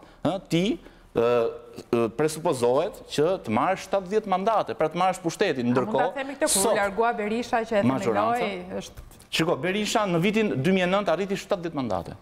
Sa arriti 70 mandate Partia Demokratike këto zgjedhje? Jo. Po 60? Jo. Po 50? Jo. Arriti 43 mandate. Sot që po flasim, jo, po nuk arriti as 50, po mirë 60, arriti 43. Sot që po flasim, majorancë, më falni, të majtët në këtë vend kanë majorancë kushtetuese. Kanë 94 vota.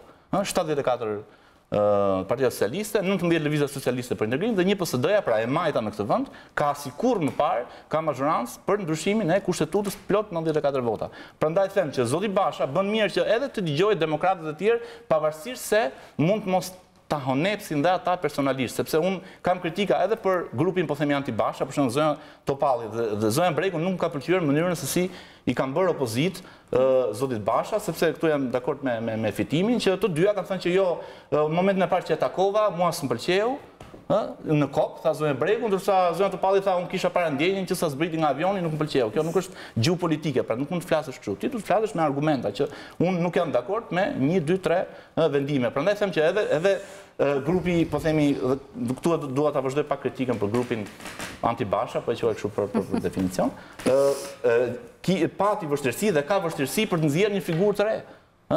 Jam dakord me fitimin, në takimin që u bë aty, ishte në radhë të parë, ishte një ministër i kohës Fatosnanës. Tani këtu do kthehemi prapë 20 vjet më pas, presupozohet që ne ecim përpara. Sekretar parlamentit do kemi ministrin Ramizalis, apo jo?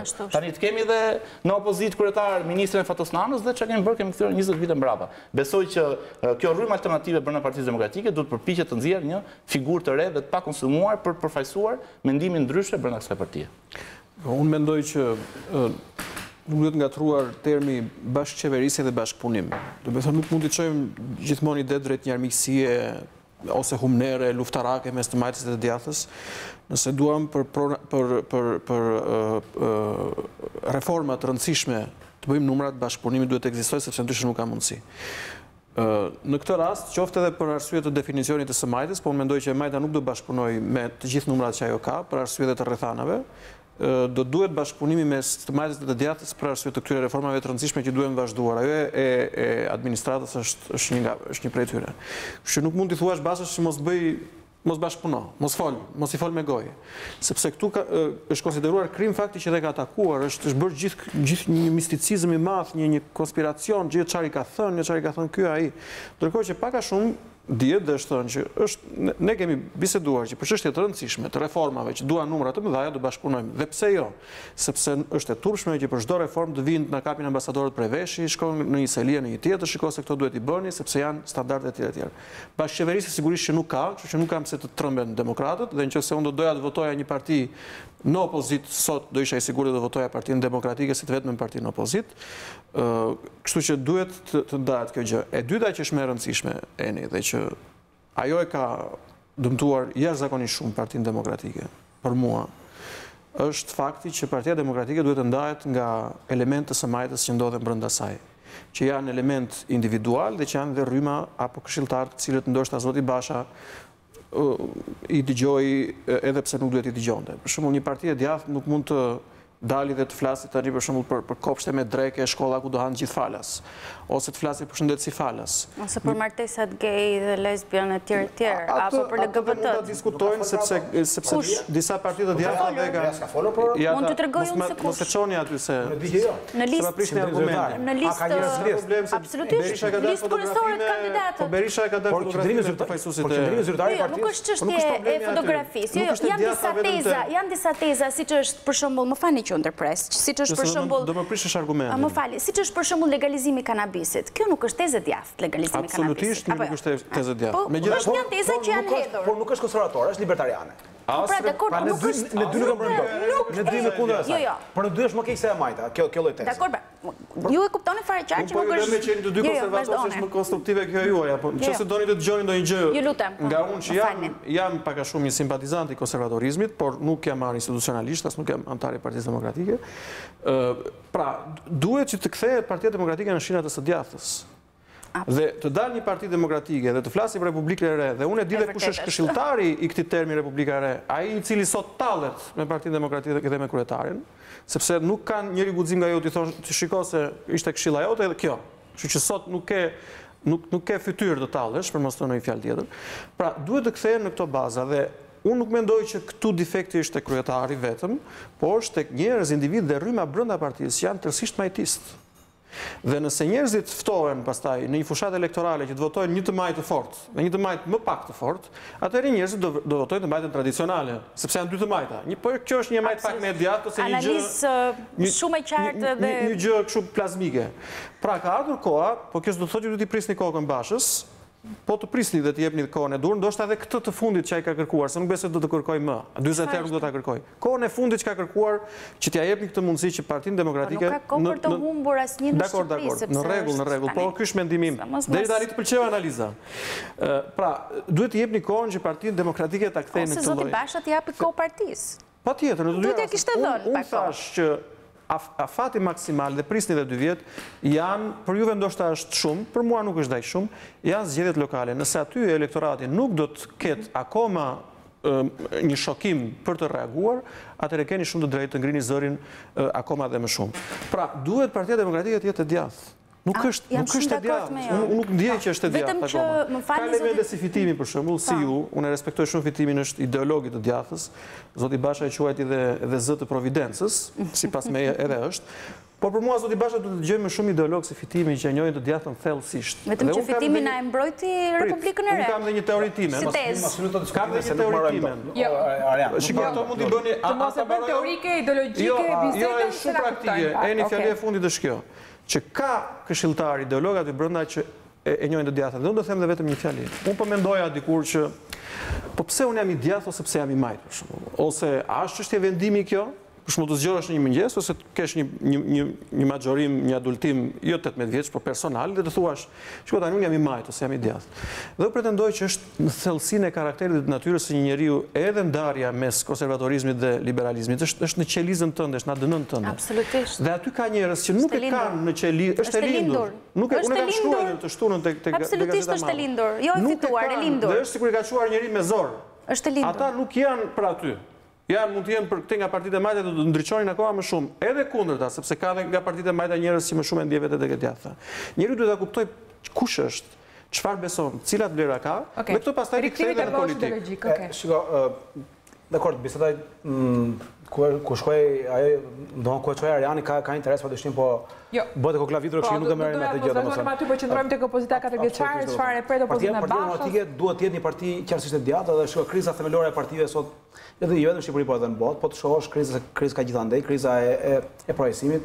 Po lexoja një autor të njohur shumë para disa kohësh për krizën në Britani, të katër partitë e njohura në Britani, pra liberal-demokratët, laboristët, konservatorët dhe UKIP-i, që të katërt janë në krizë të thellë sepse nuk parajsojnë më asgjë nga ato që kanë parajsuar në mënyrë tradicionale. E thoshte një studius shumë i njohur që ato janë shndërruar vetë tash në grupe votuesish, pra partia është një grup votuesish, nuk është më partia një gjë që përfaqëson.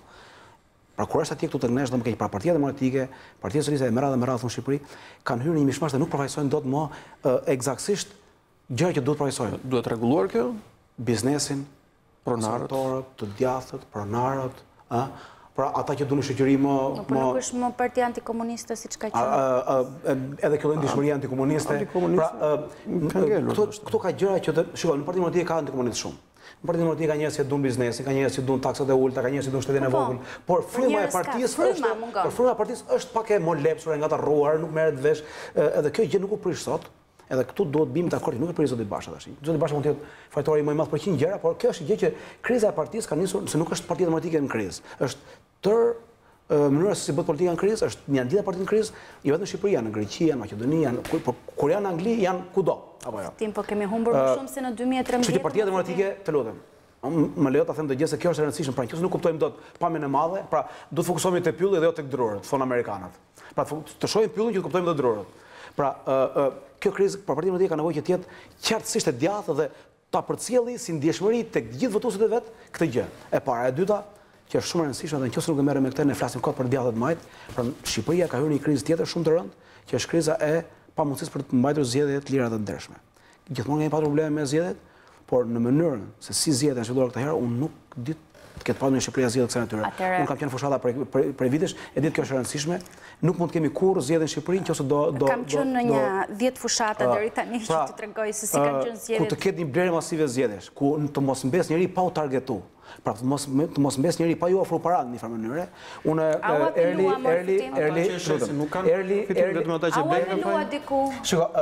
ai demokrati që shet votë. Unë bie dakord me kritikën. Unë vetë në mesin e fushatës, unë erdha nga fushata, shkova tek Ora News, ju jeni një individ shumë i përgjegjshëm dhe jam shumë dakord me ju. Partia Demokratike, a e ankimoi edhe unë jam kritik si ty për këtë gjë. Tani të merrem sepse ishte pjesë e marrëveshjes.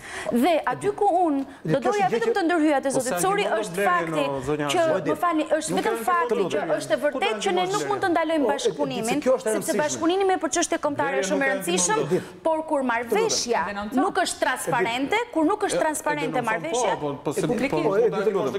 unë personalisht e kam thënë sepse e vija duke kudo. Ka një proces ankimimi në proces Jo, ka për të gjitha parti, PD-ju për atë e bëri gjitha atë që bëri. Partia PD-ju për atë e bëri. E kemi bërë ne, ka bërë Partia Demokratike më parë. E ka bërë në 2013. Rezultati edhe do ta kemi bërë ankimim në 2015. Nuk ka rëndësi kush ka shitur. Ju lutem, zekti po. Unë mbylla. Pra për mua dy janë gjërat themelore që nuk janë vetëm PD-s, janë shoqërisë shqiptare. Një opozitë të shndërrohet, një opozitë mirëfillasi të djathtë, qendrës, edhe liberale, edhe konservatore, të ketë të gjitha fashët e djatës brenda, sepse nuk mund të themi që të jemi vetëm konservatorët, sepse kjo është një shoqëri diverse, pra djatha s'ka shumë njerëz që shohin, janë ata që thatë ju e libertarianë, dhe unë i mirëpres dhe ata, brenda pikpamjeve të mia, ai sa i kam unë mundësi të mirëpres njerëz, dhe ai sa kam unë arsye të jem njëri që flas për këto gjëra. Edhe tjetra është ndërtimi i një klime për zhvilluar zgjedhje të lira dhe ndershme. Nuk ka vend në botë dhe nuk ka politolog në botë dhe nuk ka shkencëtar të shkenca politike në botë që të shpjegoj këtë gjë që do them tani. 3 partitë koalicionit qeveritare, PS, LSI dhe PDU, në një luftë ekstreme njëra tjetrën, rritës e cila dhe opozita bie. Si shtë opozit, ne ishim qeveri?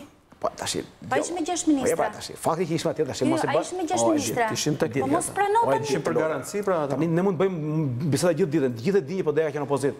Që ose ka i bashkëqeverisje të përkohshme, që është bashkëpunim, se nuk është bashkëqeverisje. Nuk ka qenë në opozit, sepse mbas marrëveshjes së 18 majit, po doja dy janë opozit, si s'ka në opozit. Po doja rrugë fitim, nuk ka qenë opozit mbas 18 majit. Unë mendoj që ka qenë opozit, dhe mendoj që është opozit, dhe mendoj që do jetë opozit. Kam një ide për këtë punë e blerjes. Domthon gjumë të ashpër ndaj Tiranës. Ke shumë të drejtë. Ke shumë të drejtë që diskuri ka qenë ky. Po kjo nuk bën kjo bën përgjegjës opozitën, pra nëse në një garë elektorale mbas 4 vitesh, sepse qeverisja është shumë çka, është legjislacion që bëhet në parlament, apo jo, është vendimarrje që merret për ditë, është frymë që i përcjell vendit qeveria, është administrata, të paktën fushatë. Ajo është më e ashpër ishte LSI-ja me ajo strategji e gabuar ndoshta. Pra Partia Demokratike mendoj, të lutem, Partia Demokratike mendoj që duke godit LSI-n dhe PDU që janë parti që blejnë vota, mos e ish tek elektorati. Se PS-ja nuk blen vota?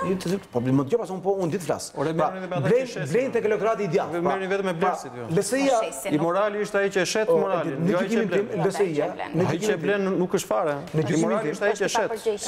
Në gjykimin tim LSI-ja, blen elektoratin e djathtë. Në gjykimin tim, mund të jem gabim. Pra, kë blen elektoratin e djathtë? Partia Demokratike ndoj që këtë strategji mendoj unë. Elektorati i djathtë se shitet. Është rrezik. Më fal, o fitim, po 230.000 demokrat nuk të dolën në zgjedhje më këtë radhë. Tash ju thoni për ata që u shitën votën. Unë them 230.000 demokrat nuk kanë dalë në këtë zgjedhje. Nuk do të rikthehemi që 100 Dakor, po përgjigju kësaj atëherë. Argumenti bazë është argument.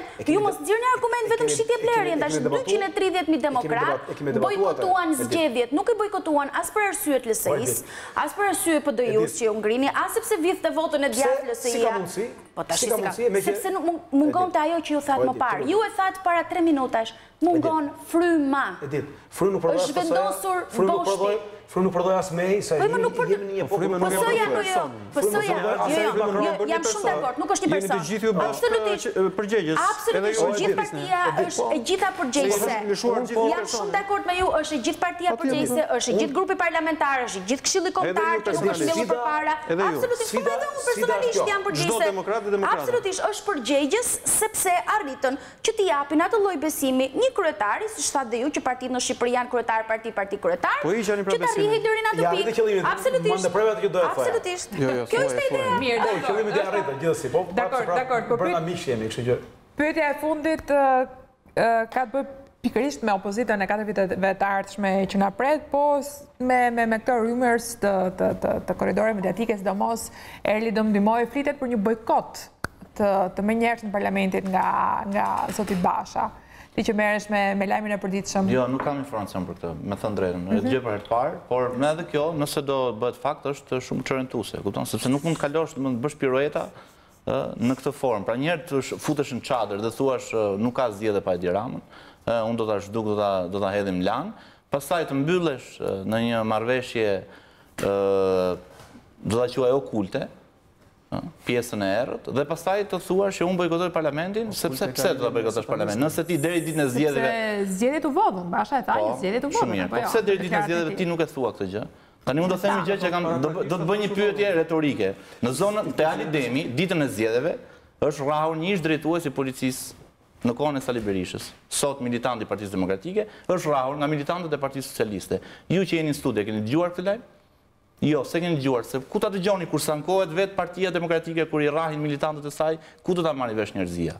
Prandaj po them që Partia Demokratike sot nuk ka gojë të thotë pse e kritikojnë nëpër studio ose grupi anti-Basha që pse nuk flet për vjedhjen e zgjedhjeve, të thotë që mu vot vota. Për sa kohë gjatë fushatës elektorale nuk e ngriti një herë zërin për këtë, dhe për sa kohë ditën e zgjedhjeve, doli në 15 konferenca për shtyp dhe 15 deklarata ka bërë LSI-ja me foto video, që në fundit ishte parti, po themi, qeveritare, dhe partia po e quajmë formalisht opozitare, që ishte Partia Demokratike, nuk e evidentoi këtë gjë. Tani unë kam qenë në studio.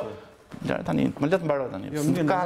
Nuk kem mbron dot tash në këtë pikë tash, ai e di vet që nuk e tash ti thua gjatë fushatës elektorale nuk thot dot që do ma vjedhin votën. Po si thotë para. Po jo, më ka pasur raste konkrete. Jo, po gjatë fushatës më ka pasur raste. Jo, ti the më përpara zgjedhjeve the nuk thon dot. Gjatë fushatës elektorale ka pasur raste të dokumentuara të shit blerjes së votës. Edhe emision. Po thot pas zgjedhjeve pra, unë di, ose pa tha ditën e zgjedhjeve, mos unë ndjek, unë kam mikat. Dhe ai e bëri statusin ditën e zgjedhjeve fitime tani, me gjithë respektin. Para kohë. Po një sekondë. Do ma vjedhin, fitim, nuk për fushatës unë thash intervistë.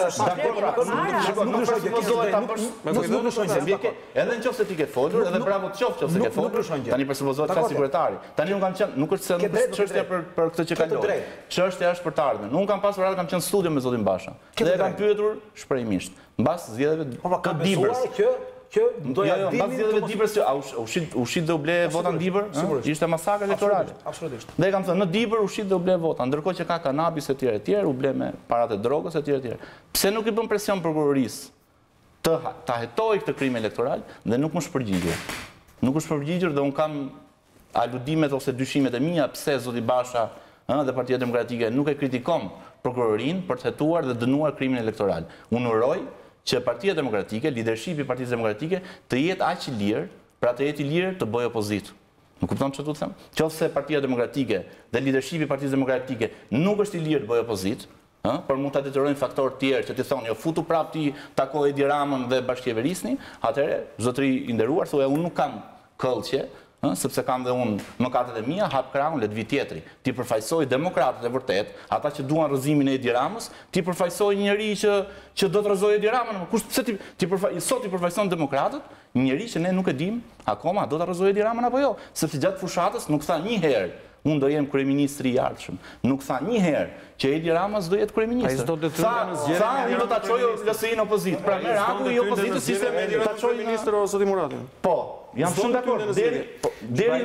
Deri tek çadra, jam dakord, deri tek çadra. Po më mbrapa. Po pra, donte të rregullonte sistemin, sepse do të jetë marrëveshja me Ramën nuk Shitblerja është do vishti më japësh lek mua, këtë nuk e rregullojnë sot. Po më dëgjoj ti tash, po flas unë. Tash ideja është këtu. Në marrëveshja me Ramën ishte pozitive. Po më le të mbaroj tani. Po mirë, pra marrëveshja me Ramën ishte pozitive, unë nuk po e kritikoj pse bëri marrëveshje me Ramën. Madje e quaj paradoks faktin që Partia Demokratike kërcënoi që s'do futem zgjedhje. Dhe ishte shumë pozitive. Dhe ti more dhe drejtori, more dhe ministra. Po kjo ty nuk të ndalon të thuash që po më vjedhin në votat, po më blejnë votat, se kanë thënë, ose po më rrajnë njerëzit. Edhe LSI-ja ka ministra, po ishte aq e lirë sa ti nxirrte me foto me video, ja, si po ma blejnë votën. I nxorri edhe këto emisionet investigative, nxorën në Vorë, komisionerët Partisë Socialiste. Unë uroj të jetë lirë, uroj të jetë opozitë e lirë. Ai që thotë Erli është përgjithsisht e vërtetë. Domthonë kuptimi që diskuri i fushatës Partisë Demokratike nuk foli për manipulim as zgjedhje, po kryeshin. Mendojmë për dy arsye, para ishte strategji, pra Partia Demokratike mendoi që do ta dekurajonte votuesin e vet duke thënë që do blihen zgjedhje, mendoj unë. Unë nuk jam një vendimarrës në Partinë Demokratike, por ky është hamendësimi im si një studiosi, po themi edhe i politikës, por edhe si njëri që merr me mediat. Pra mendoj që ishte çështje strategjie, pra mendoj që do dekurajonte votusin e saj po të thoshte që po blihen zgjedhjet, e para dhe e dyta, Partia Demokratike mendonte që kjo ishte një luftë që bëhej PS-LSI, pra ata do hanin kokën e njëra tjetrës. Një që rezultoi gabim. Ky është mendimi im. Është edhe kjo teta që ka pasur një marrëveshje, pra në marrëveshje thotë që do njëjtë rezultati i zgjedhjeve dhe Partia Demokratike nuk mund ta kontestojë, do ta njëjtë rezultatin, por fakti që do ta njëjtë rezultatin nuk do thotë që nuk them që u voll. Partia Demokratike LSI-ja njëjtë rezultatin, por ka diçka, por ka diçka që do ta themi, që unë kam vujt si më thon në kurrizin tim. Mund vinë dhe më thonin njerëz Partia Demokratike që fitim, mbrëm, ta them Erli ishte në lagje atje me makinë me këtë, shpërndan para, ç'do të bëjmë? nuk e që e bën asë gjë. Edhe nuk e dokumenton dot, sepse nuk ke mundësi ta dokumentosh. Unë vitë shpjellë t'ja parasysh. Jo, jam dakord. Nuk e kam të dokumentime. Tani unë edhe unë ndjek zgjedhjet si gazetar, madje kam qenë seturia tashuar pranë Partisë Demokratike. Edhe kur nuk vidhej vota, Sali Berisha ditë në konferencë për shtyp, po ushtronë për jam dakord. Kjo ndodh gjithmonë. Edhe pse ja ka bërë. Kjo është strategji. Pra historikisht opozita në këtë vend ka thënë po mbjedhin votat. Tani po kur ti vjedhin vërtet ti do ta thuash tani. Ama, po them para që Partia Demokratike ndoqi këtë strategji mendoj unë. Nuk donte ta dekoronte votuesin. Nuk donte ta dekoronte votuesin. Me sa di unë ditën e zgjedhjeve. Njerëz të nësishëm prezidenti kanë thënë zotit Basha që shiko, jemi ndoshta keq sepse si blerje masive. Ja thanë ditë zgjedhjeve zot Basha. Me sa diun tash mund të jetë tash ishte precedent më fitim në Dibër, në Kolonjë, gjithandaj që u ble vota tash ishte po ditën e zgjedhjeve doli ambasadori i SBE-s tha, më fal se kam me pasion, nuk është se e kam për ty. Më doli tash ambasadori i SBE-s tha janë 2 miliardë euro të pista që do blenë zgjedhjet 2013-s. Po edhe ata nuk janë serioze sa ai e tha pastaj atë Rogjes, edhe SBE-ja tash e tha ai tani ai e tha me video. Ai e tha me video. Po pastaj tha që pastaj tha ministri i Brendshëm Fatmir Xhafaj që këtu në Shkodër tha kur ishte është lazaratizuar Shkodra. Nuk po i strigoj asgjë. Plus ne ashash na kemi parë që është nga veri një shkollë, ka nevojë të na thonë të nuk i strigoj asgjë, unë po them që halli më i madh që ka Shqipëria sot, sigurisht mund të jetë papunësia, varfëria, ku diu me radhë, por është kjo gjë valla. Ktu është shkatruar çdo mundësi për të ndryshuar këtë vend me votë. Duhet zgjidh kjo gjë, se si të ta zgjidhë nuk e di. Unë nuk kam asnjë zgjedhje, por është drama reale këtij vendi. Pamundësia për të ndryshuar tash me votë. A mund ta them mendoj që mund ta them një mendim sepse nuk e dini ne këtë fitim se ne e dini shumë mirë. Unë pse hym atëherë në një palë zgjedhje në të cilat ne nuk kishim asnjë lloj garancie. Diplomata e njohur e marr tiket fjalë ka. Mos më jepni argumentin euroatlantik edhe të presionit. Ai nuk është argument. Ju dini shumë mirë. Zoti Basha ishte i prirur që të ishte qendrëstar në momentet e fundit u thye. Nuk mund të bojkotosh zgjedhjet a priori, domethënë. Jo, nuk themu që ti bojkotosh zgjedhjet a priori, por kërkon disa garanci. Atëherë ti jo, nuk mori garanci. Garancit nuk dëgjoj, garancit nuk merren në atë formë që u morën, nuk merren me një fjalë goje, një natë që rrihet 5 orë me krye. Këtë nuk e di, prandaj zoti Basha është kryetar, duhet ta zgjidhë ai këtë gjë, jo unë. Për këtë arsye ka pasur ai. Çfarë mund të merret? Prandaj është kryetar, duhet ta zgjidhë ai këtë gjë. Jo, pse ta lini vetëm atë? Nuk mund të fusi partinë në betejë, në një betejë të tillë duke e ditur që po hyn në një betejë. Ku zgjedhjet, po ka dalë ka. Çfarë do të bëj pra? Arian, zoti Basha ka dalë vetë. Shqipëria është çështje kulturore o zonja Harxhi. Po ja u them pra po ja u përgjigjem. Edhe din të gjithë s'ka nevojë për ta zoti Basha. Zoti Basha respektoi bazën e vet. Ka dalë me audio dhe video mbas zgjedhjeve të Dibrës, mbas zgjedhjeve të djathtë.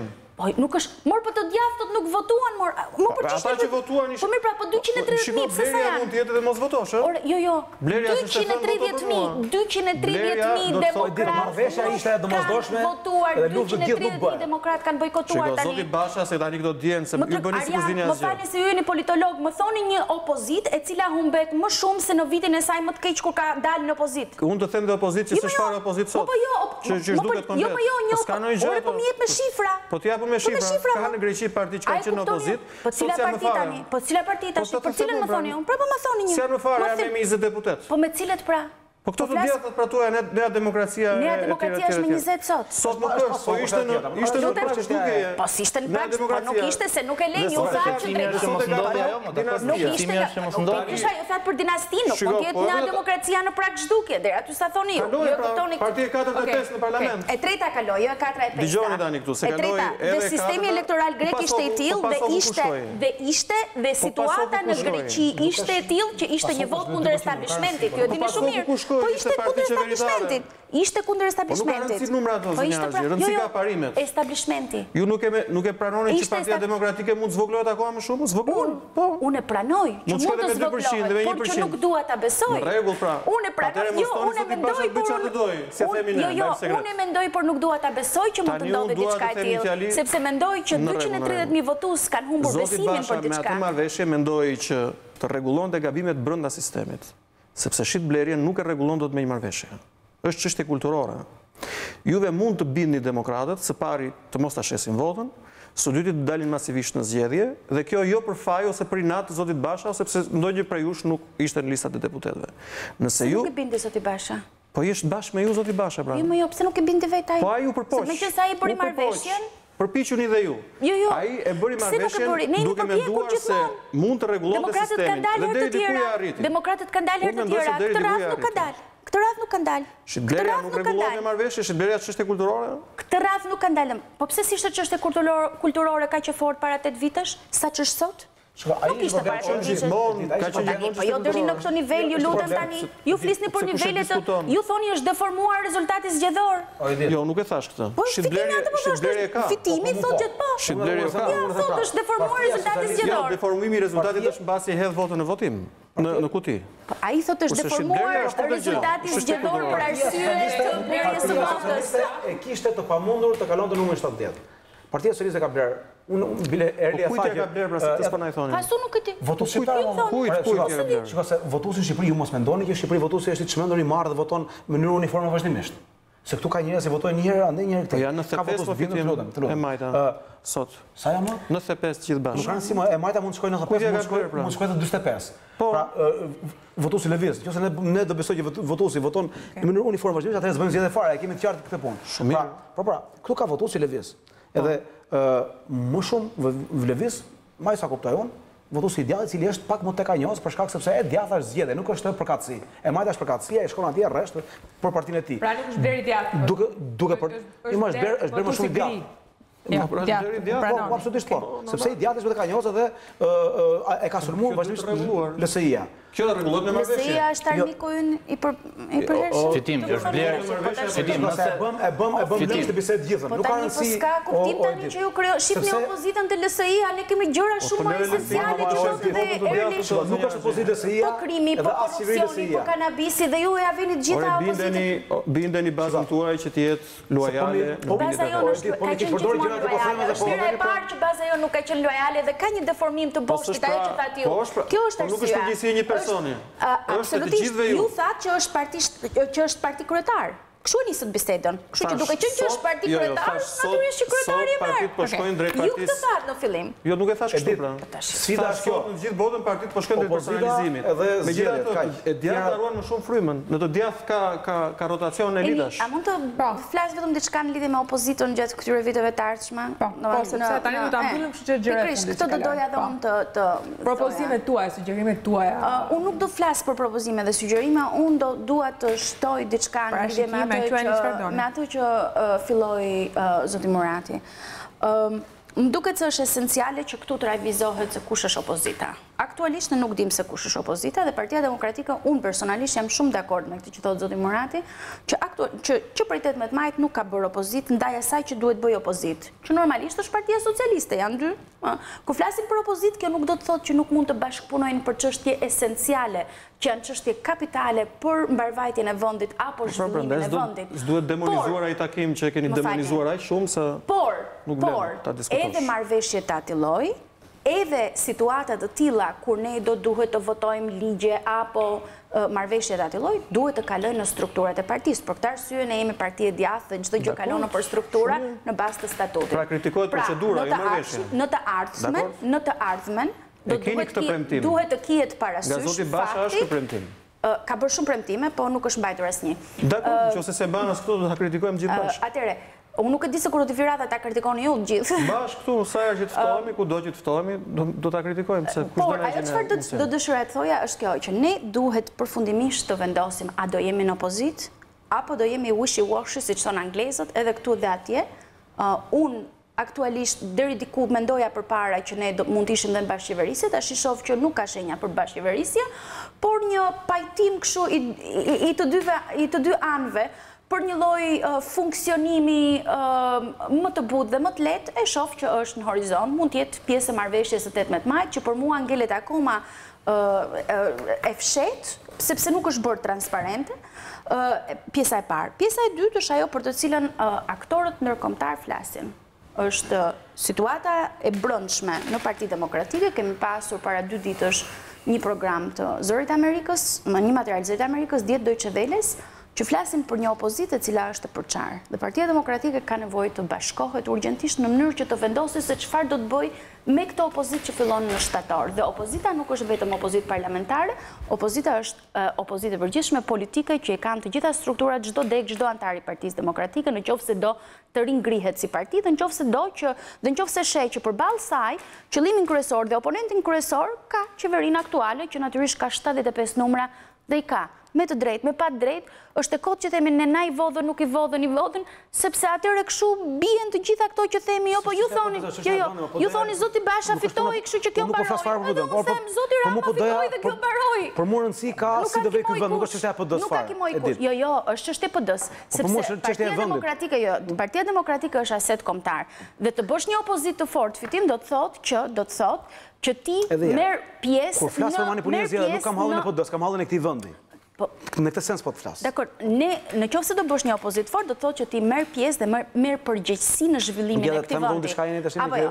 Tani e fundit që do doja të shtoja në të gjithë këtë proces është kjo. Përveç opozitës, që Partia Demokratike duhet të përgatitet shumë fort, sepse mund të ketë edhe një opozitë brenda opozitës për të gjitha këto çështje, dhe për çështje që kanë të bëjnë në mënyrë të drejtë për drejtë me situatën aktuale të vendit dhe me ato opozitë që duhet bëhet përkashi qeverisë aktuale, do duhet që të shohim në fund fare edhe situatën se çfarë do të bëhet me disa nga elementët kryesor që duhen anatemiuar dhe që janë problem kryesor shoqërinë shqiptare, që është krimi, korrupsioni, karabisi. Janë tre zot e famshme të cilat në anglisht, të cilat natyrisht janë problem shumë i madh për këtë vend. Dhe mua, po, në Shqip. Dhe mua kjo më shqetëson më shumë se gjithçka tjetër. A do të jemi ne në gjendje që të vazhdojmë njësoj, sepse unë nuk e dëgjoj më fjalën kanabis gjatë kësaj periudhe. Fatkeqësisht nga radhët e Partisë Demokratike kanë filluar të dëgjoj legalizimin. Për situatën e kanabisit me një nga eksponentët më të lartë policisë shqiptare dhe në pranit gazetarëve. Unë doja të thaj këtë gjë, se në një emision, kur ka dinamike dhe kur thuan gjëra pafund nuk merret vesh në fakt cili është thelbi i gjës dhe pakën për mendimin tim dhe në fund. Pa thelbi i gjës unë do ta them sërish, Partia Demokratike duhet të jetë dhe besoj do jetë një opozitë shumë e fortë në parlament, duhet të jetë një parti qartësisht e djathtë, pra të filloj të mbroj ato gjëra për cilat ajo ekziston. Nuk po hyj gjëra gjatë se çfarë janë gjërat që ajo duhet mbroj, dihet tash. Edhe duhet të bëj një opozitë të jashtëzakonshme për të mundësuar zgjedhjet në këtë vend. Do të them diçka për LSI-n, sepse e diti tha që opozita e LSI-ja, pra u përpoq të thoj sikur unë thashë LSI-ja është opozita, po LSI-ja është qeveria, po LSI-ja është e keqja. Për mua LSI-ja nuk është as e keqja as e mira. Që do mendimin tim, u them më mirë një qeveri Rama Meta se sa vetëm Rama, që do mendimin tim. Megjithëse Meta, pra qeveria pra LSI-ja për mua është një parti problematike në lidhje me korrupsionin, me shitblerjen me radhë, por metafora që përdorën është kjo. Në Romën e vjetër kishte dënim, midis shumë dënimsh, dënim dramatik që dikush merrej dhe lidhej me një trup të vdekur. Ky trup i vdekur e gangrenizonte dhe vdiste edhe atë. Pra unë mendoj që një qeverisë kaq të shëmtuar sa ka Rama, më mirë ta ketë Metën me vete dhe LSI-n me vete, që ta shkatroj fare si qeveri. Pra unë ky është mendimi im. Nuk doli që u shkatruan. Pra unë nuk shikoj LSI-n si fatkeqësi kombëtare, e shikoj LSI-n si një problem të këtij vendi. Por padyshim që halli më i madh i shqiptarëve është zoti Rama, është qeveria e zoti Rama. Ai është njëri në gjykimin tim totalitarist, problematik, me një qeverisje karikaturë dhe qesharake që për fat keq për shkak të kulturës tonë politike në gjitha ajo qeverisja e tij, ai shkon tallë me njerëzit rrugët dhe sheshet qyteteve tona, edhe këtu nuk ka një gurgulet madhe që ta, si më thën, ta vërat njëri me shpallë pasamunit që çfarë janë këto marrëzira që bën ky. Përkunzi ai bën këto gjëra edhe këtu njerëzit shohin me lloj simpatie. Po doja ka betejë dhe sfidë, nuk e dia do ta bëj dot sepse është shumë vështirë, sepse ka një po themi substrat kulturor në këtë vend që edhe i pranon këto gjëra. Madje edhe i ka qejf këto gjëra. Po duhet ta tentoj. Por që ka dhe PD-ja brenda këtë. Duhet ta tentoj. Po mund ta ketë PD-ja, absolutisht po. Edhe PD-ja është vendosur nga boshti ideologjik. Shiko, sa do të përpiqesh të marrësh gjëra apo ti induktosh gjëra, nëse i hedh në një areal të molepsur, do marrësh nga molepsia. Të do doja thoja unë. Okej. Dhe këtë mund ta bëj vetëm PD-ja e cila në momentin më oportun dhe më të parë unë jam i bindur që vetveten njerë. Vetëm ajo mund ta bëj sigurisht. Nga elementët majtisë që prishin frymën që ajo ka. Dhe këtë frymë e kanë të gjithë përgjegjësi që ta rregullojnë. Nëse për qeverisjen që sapo kaloi legjislaturën që sapo përfundoi, do të them 4 viteve të para zoti Rama, kemi thënë që ka tendenca arrogance, rreziku ekziston që në 4 vitet e ardhshme, pra kjo arrogancë tjetë edhe më po themi edhe më ashpër, edhe më drejt për drejt, dhe ne me njëherë patëm mundësi ta provojmë këtë në lëkurë, se pak ditë më parë, kryeministri publikoi një listë me 101 profesionistë, tha këta janë të korruptuar, këta janë filloni shajni tani në Facebook, por gjithashtu është paralajmëruar pa paralajmërim që do dyfishohet çmimi i ujit. Pra njerëzit këtë, po themi arrogancë, kjo është arroganca, nuk është sa do të dalin me drut të rrahin qytetarët.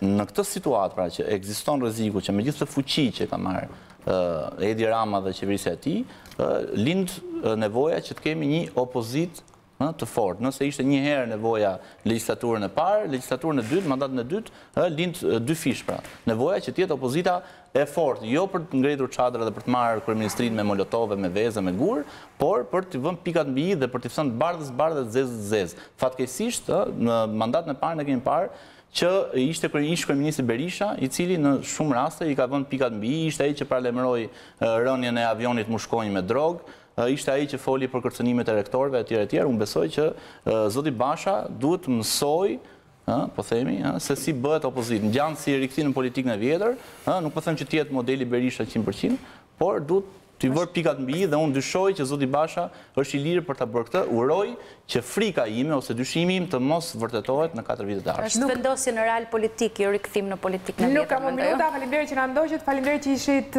me mua, Murati, Curi, faleminderit Zekthi, faleminderit zonja Harxhi. Takimi i ardhshëm me studion e hapur është për nesër mbrëmë, është takimi i fundit për këtë sezon mediatik ndëror teleshikues. Natë e mirë.